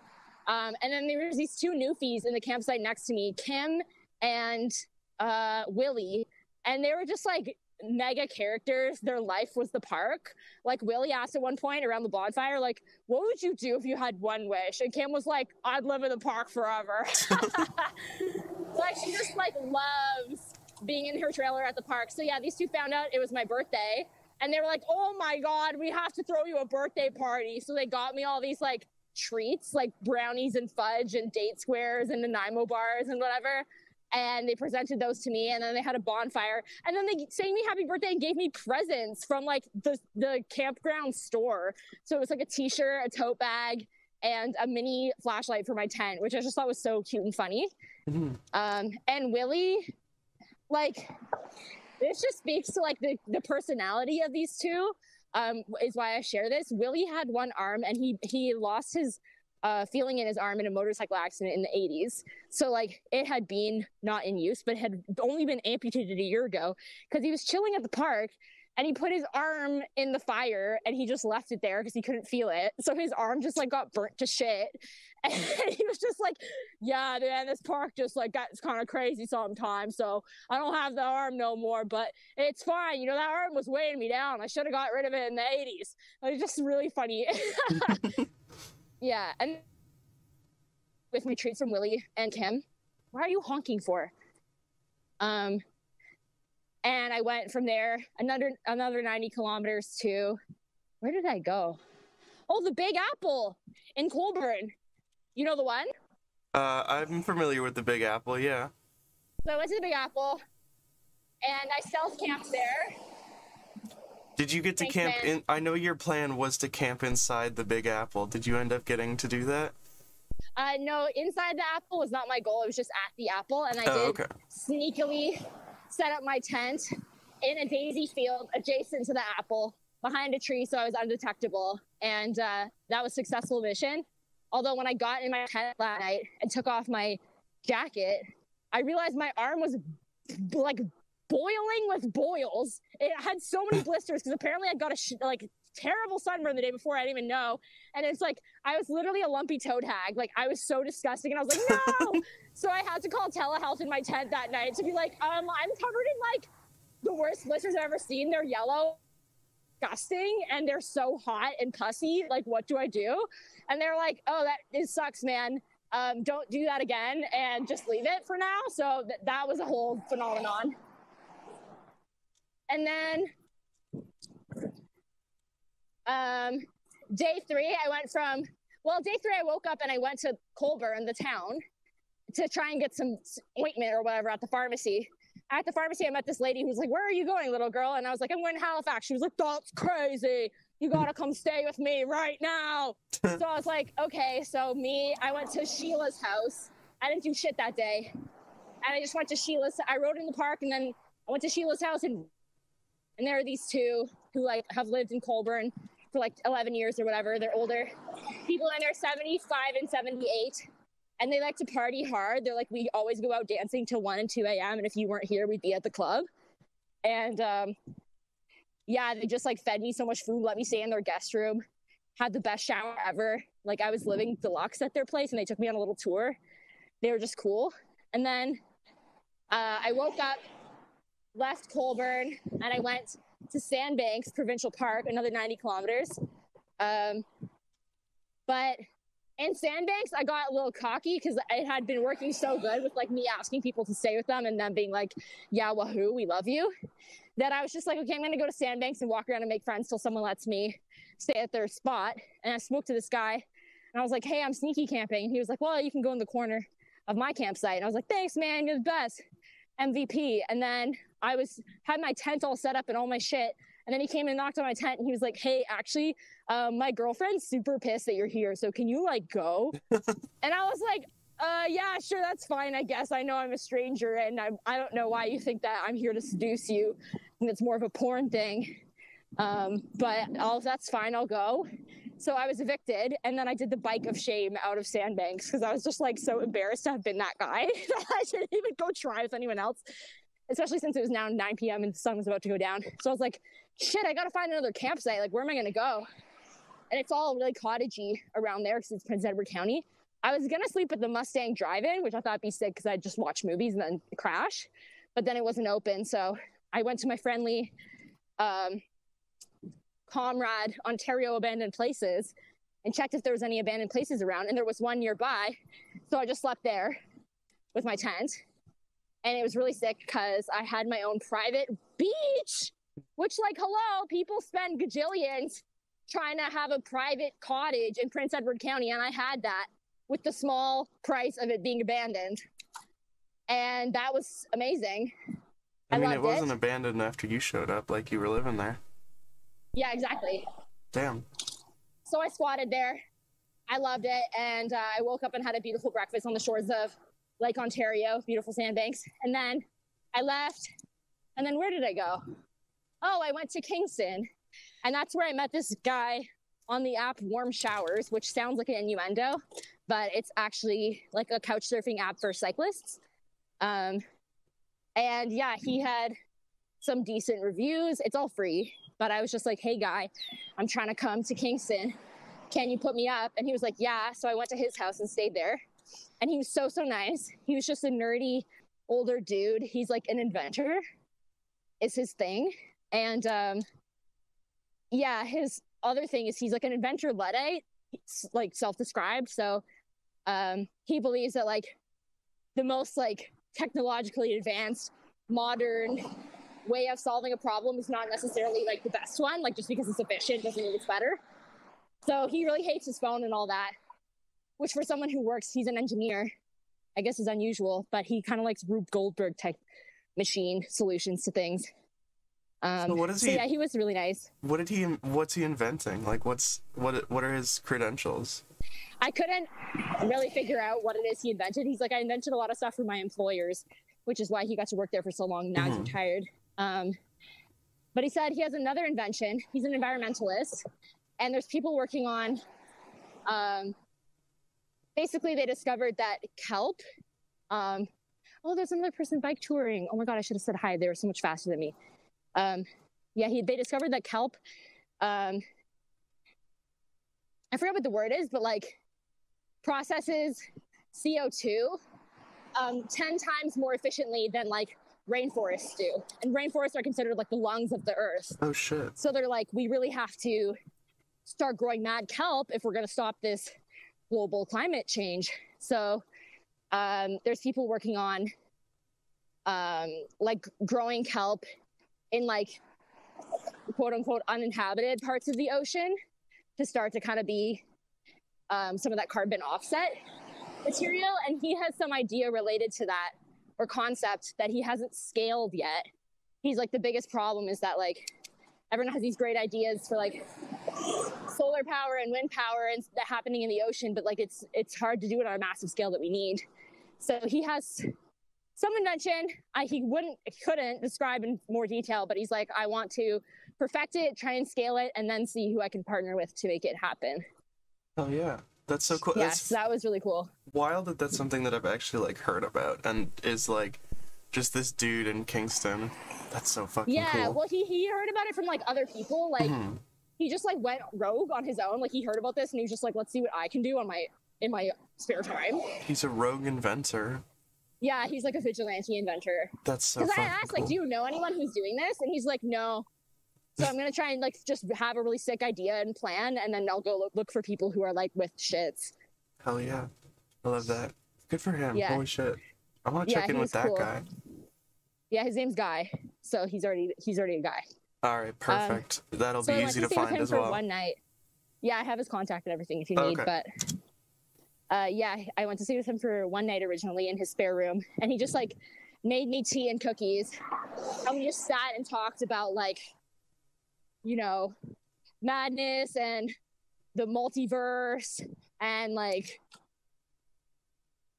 I don't know, stories of bike touring, and he was just like an easy guy to talk to. I always wondered, why are these people being so generous to like strangers, right? Because it's not just that they're putting you up. Like he was like, I was doing my laundry at his place. He was like cooking me meals, and like it wasn't just like a no hassle type thing. But then I thought about it some more, and I'm like, probably they do it for the same reason that I would do it, which is that like it's nice to help people, and you get to have fun guests and hear interesting stories and like have company, and it's nice. Mm-hmm. So I ended up staying, as I was like staying there the first night, Guy was like, no, you got to spend more time in Kingston, man. It's actually way cooler than you think. So stay a second night. And I was like, okay, sounds good. So then I just spent the rest of the day in Kingston the next day. And What's yeah, cool that about was today. Kingston? Oh, sorry, that was yesterday. And then yeah, basically I went to the downtown Kingston area. So it's like they have all their little shops and stuff. Kingston was bigger than I was expecting. I didn't realize Kingston was like a city. And a friend of mine, well, acquaintance of mine, wrote a book that's now a bestseller about Kingston called Son of Elsewhere, basically about like being a Sudanese immigrant to Canada / Kingston, and of course the oppressive whiteness that's just imbued in Kingston culture, which is not only just in the population of Kingston being super white, especially at the time, but Kingston is also a really historic place for a lot of just institutions of like colonization, straight up. Like Kingston Penitentiary is there, and that seems to be something that the city is very proud of. Like a lot of Johnny McDonald's shit is here, his house, and there's the Royal Military College, and there's the Rockwood Asylum, which is where I went today. And part of my tour is kind of about like madness and exploring that in poetry.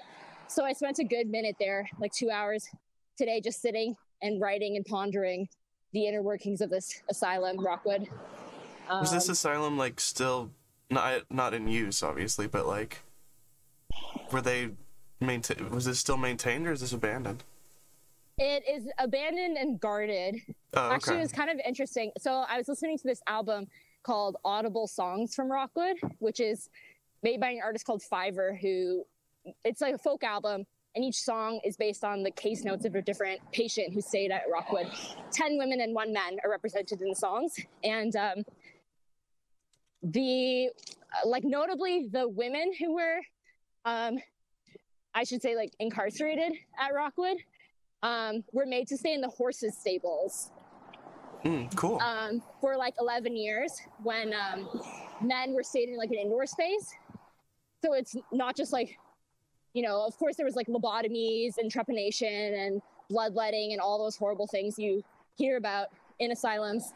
But in addition, they're being like further subjugated by being women. So it's just like a real messed up place. And I was listening to the album, and then I started talking to a security guard, and I got so much intel on the like security culture there. So I'm gonna put that on Ontario Abandoned Places, because like the next person to break in, I have so much info.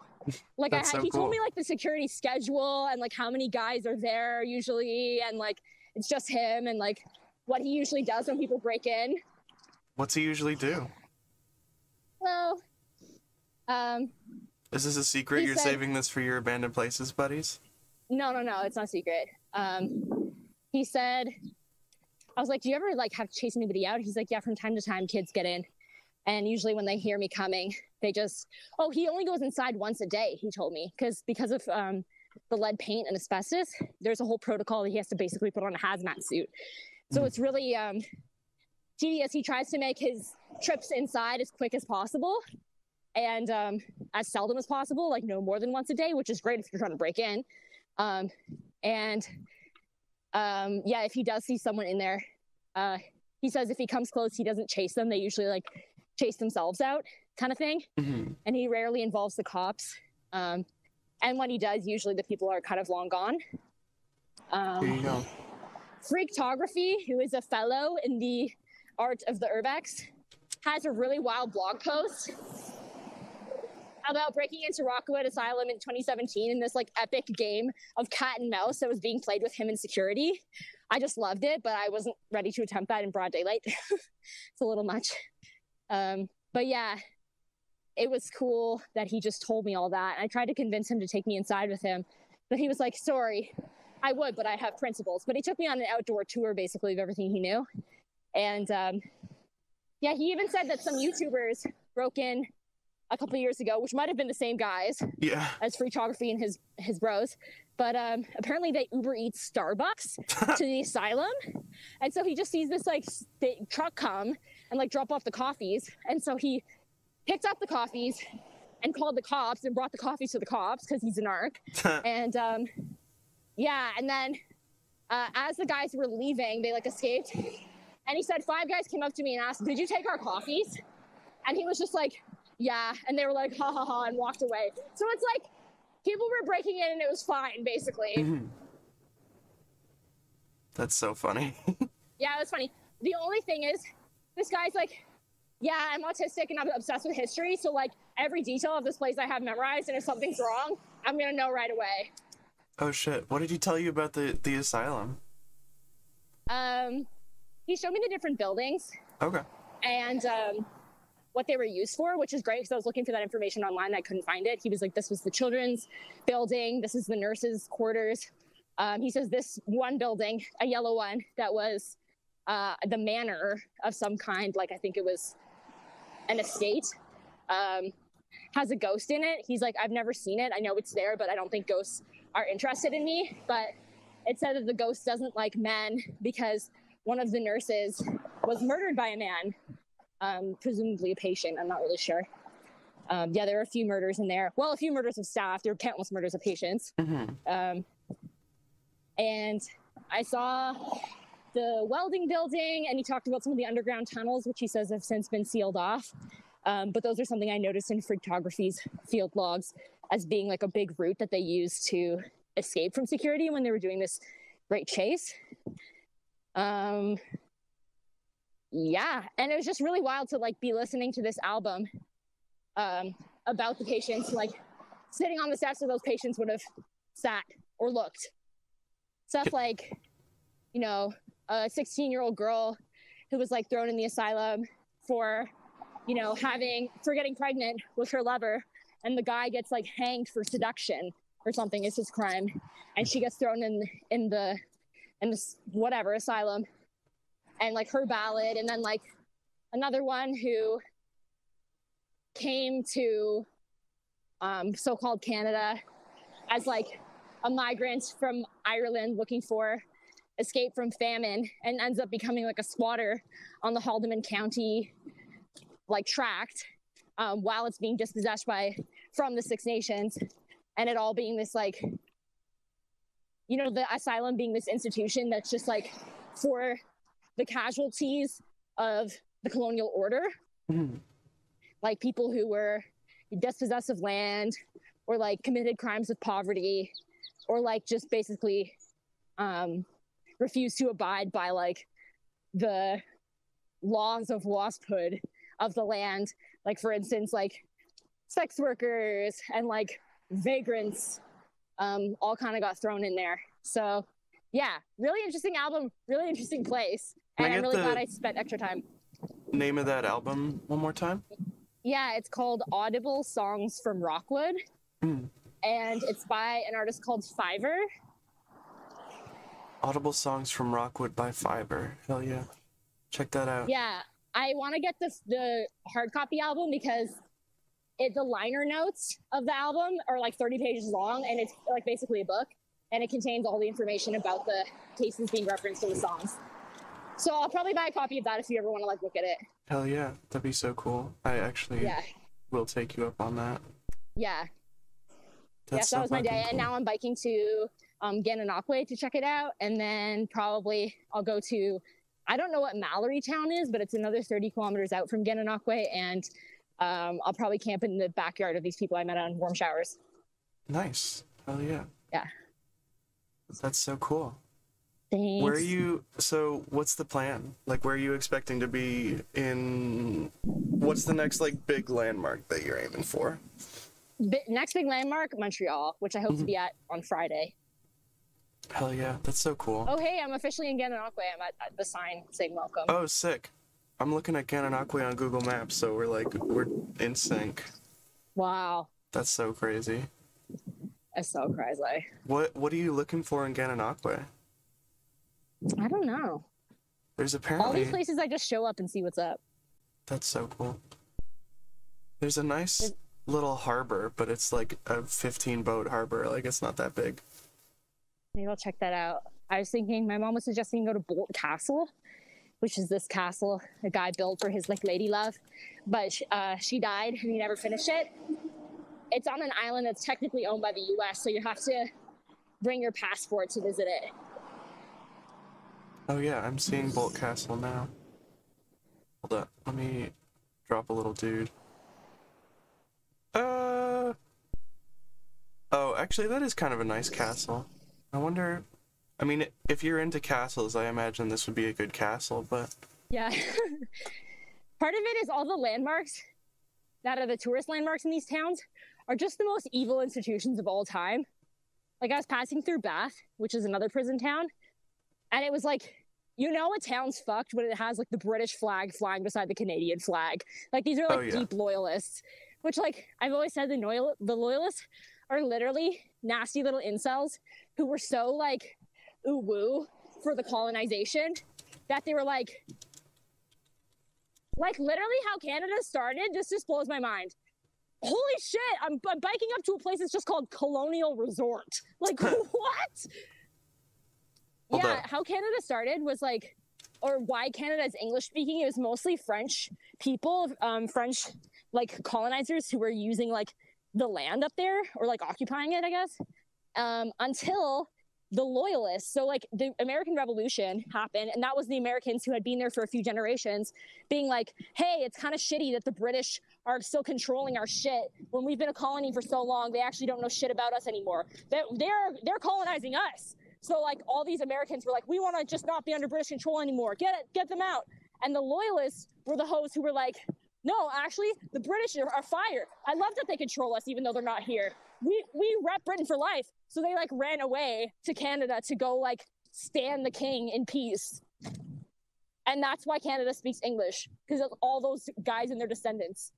Is this the same? It's like people sucking on the taint of like British nationalism. And like Britain doesn't give a shit about them. That is the deal with sucking on a taint, is there's not a lot you can get out of there. Exactly. Is this the same colonial resort with like there's an American flag and a Canadian flag out front? Oh, I have no idea. Okay. It just said Colonial Resort. It was on King Street West.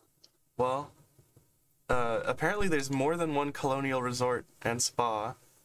Great. So, you know, look forward to that. Yeah, that's cool. Can't wait to hang out here. $102 a night though, so you know, be excited about that, I guess.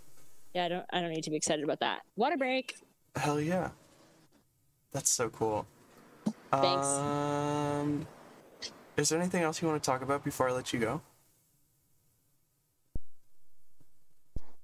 Is any of this interview usable? I'm so sorry that I talk so much. No, this is excellent, honestly. This is very cool. Thank you. I'm happy with this. What else should I say? I'm writing a lot of poetry on this. Well, I'm not. I haven't been writing a lot of poetry. I've been meant to write poetry on this trip because that's what the Ontario Arts Council is paying me to do. It's been hit or miss in terms of finishing poems, but I've had a lot of concepts, and I'm writing, as projected, mostly about madness and mad women. Especially since just before this trip, I had a breakup with a mad woman, and you know, our relationships are very frenetic. as mad people sometimes, and that's what attracts me to them. But also, what is almost like always the downfall of those relationships is we're able to reach such a place of like intense, beautiful intimacy so easily that's readily available to us, but that also means that just all the falls are so colossal. So I've been thinking about that a lot on this trip, where it's like, wow, I love mad women to death, and like also we're ruining each other. Damn. You gotta love mad women, but I love a crazy bitch. you gotta love a crazy bitch, but does the crazy bitch love you back? Kind of thing. That's why I had to walk away. Crazy Sometimes, bitch wasn't loving me back that much. I mean, that's fair. That's understandable. So you're like, I'm looking at a map right now. Yeah. You're gonna be in Montreal on the 10th. You realize that's like a third of the way there, right? Yeah, so I have a lot of time. Yeah. To screw around if I want to. Like Montreal is the journey's supposed to be 2,000 kilometers, and Montreal is 600 kilometers of the way. And if I do that in 10 days, like I'm making incredible time. So I'll probably get to Montreal by the weekend and then just stay and party all weekend. Like if I get there on Friday, I'll just like go out Friday, Saturday, maybe Sunday night, and then leave on Monday. I actually know some people who live in Montreal that I think are cool. So Yeah, I'll see if they're connect me. free. Yeah, definitely. Yeah. Hell yeah. That's so cool. Yeah. Do you have any like snippets of poetry you can like, I guess you can't read it right now because you're biking, Well, but like I pulled over. do you have anything you can read? See. Yeah, let me check.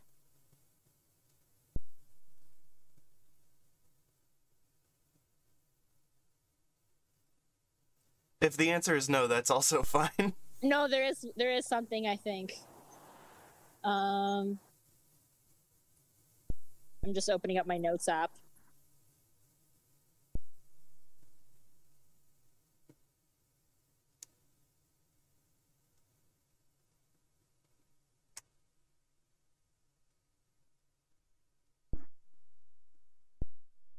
Why Halifax specifically?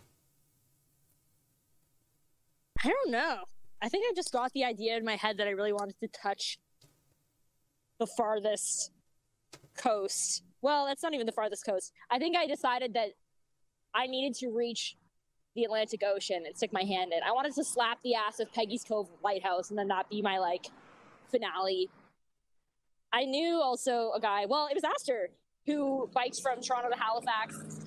And he was like, you can totally do it. Like, I have full faith in you. And that's where the seed was planted. And then I had my neighbors, Alex and Bobby, who are both cyclists and like cool punk DIY type people. And Bobby has a TED Talk, a TEDx talk about his travels biking from Vancouver to California. And in California is where he delivered the talk. And he rode a tall bike, which is like a regular looking bike, not a penny farthing with the big front wheel, but just a regular looking bike with the seat way, way up. And he rode that all the way across the West Coast. And the thesis of his talk was basically that you think you have to be a star athlete and have a millionaire bike to do something like this, but you can actually be a regular athlete, regular cyclist with a regular type of bike. Like, you actually don't have to be exceptional. And that's what I'm discovering too, because I did not train for this. And also, like, I made my route 2 days before I left. And like, I did pack my supplies. I shoplifted a shit ton. Like, oh my God, I shoplifted probably like $1,000 worth of shit. Cool. And I have no regrets. And I am trying to tell everybody that they actually can do this too. Hell yeah. That's so cool. That's really cool. Damn.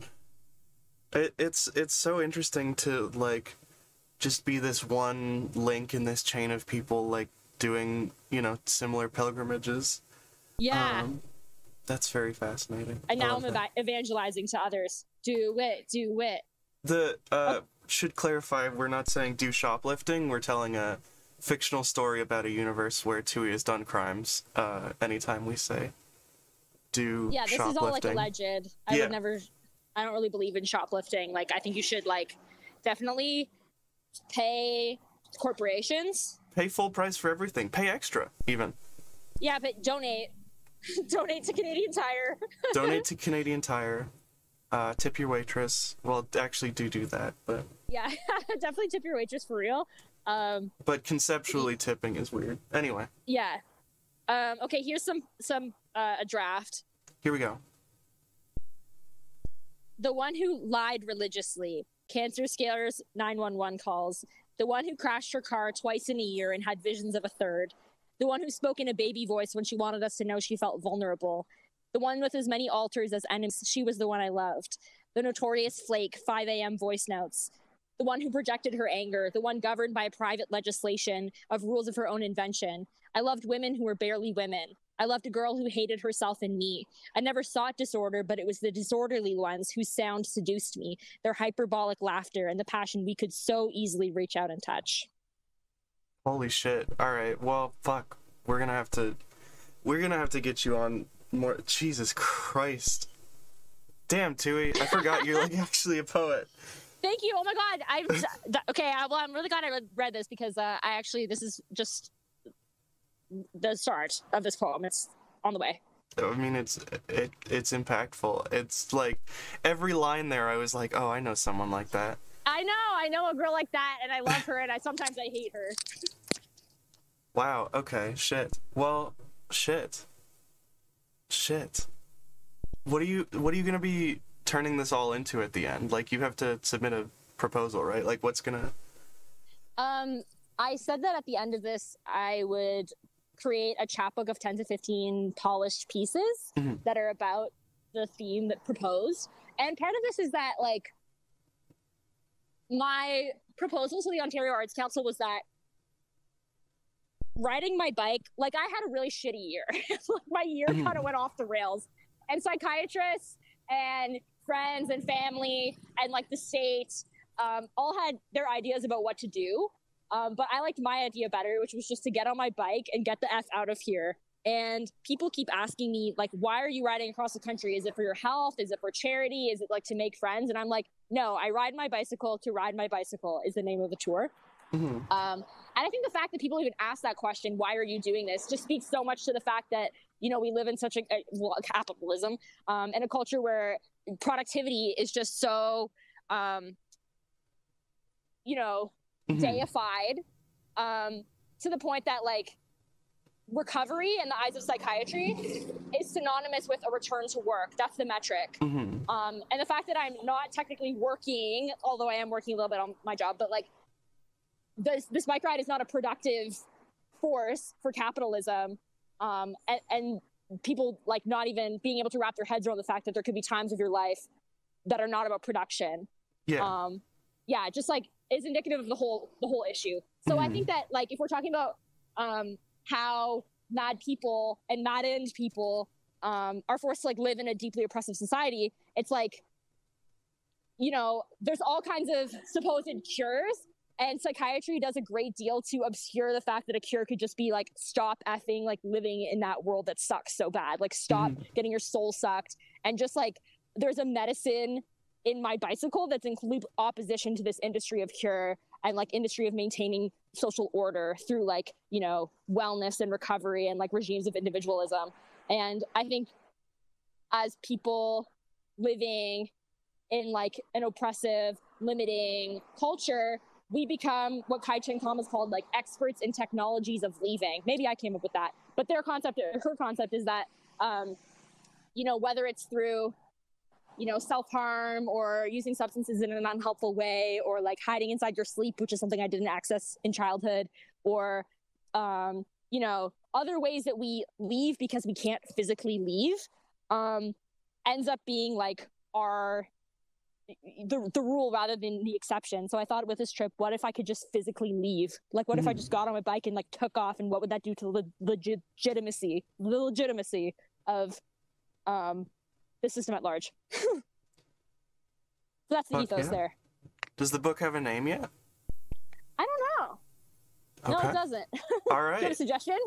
I do not.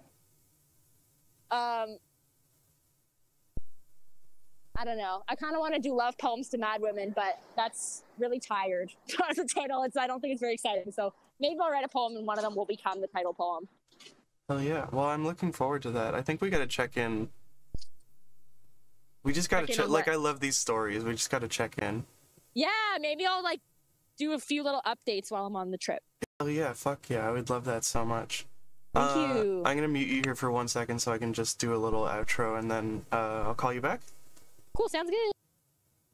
Cool. That was Twoey Gray, currently biking from Toronto to Halifax. She's currently, well, at time of recording, she's in Gananoque, but if you are in Montreal and you want to meet her, it should be this weekend that she'll be in Montreal. So if it's Saturday night when this is airing, which it is, you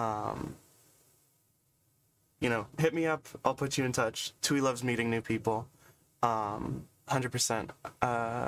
Fuck yeah. That's so cool. That was so cool. All right, let's get back to the live recording.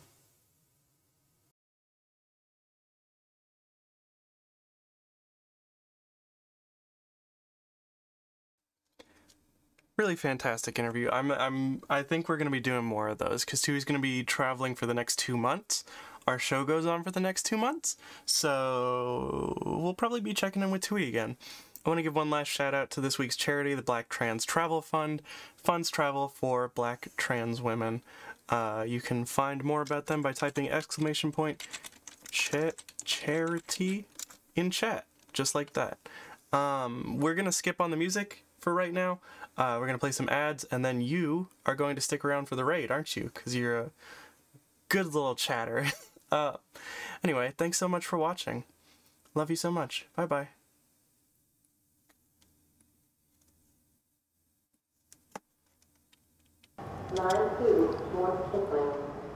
Most animals don't get a second chance. You fall through a lake, and the current drags your fur, and you end up dead under 6 inches of ice. You cross the wrong people, and you end up smeared across the snow. You end up half a world away from home. You end up climbing out of hell, coming up to a surface world that forgot your name. Not Dead is a cyberpunk paranormal thriller about the supernatural trying to lead mundane lives.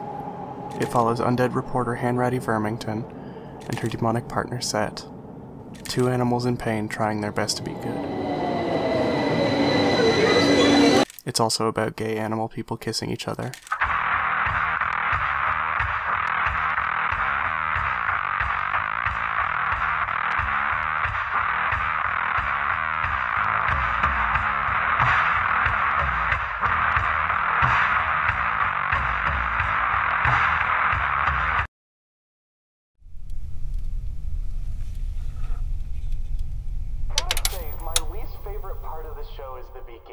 Welcome to RATURDAY night. Welcome to RATURDAY night. Welcome to RATURDAY night. Welcome to RATURDAY night. Hi, welcome to RATURDAY night. I get up here and I'm like, okay, so for the next 10 minutes I'm gonna have to be at least a little bit interesting. Then I'm gonna have to be at least a little bit interesting to like another person who's, you know, speaking to me. And then I'm gonna have to be I'm gonna have to do that all over again.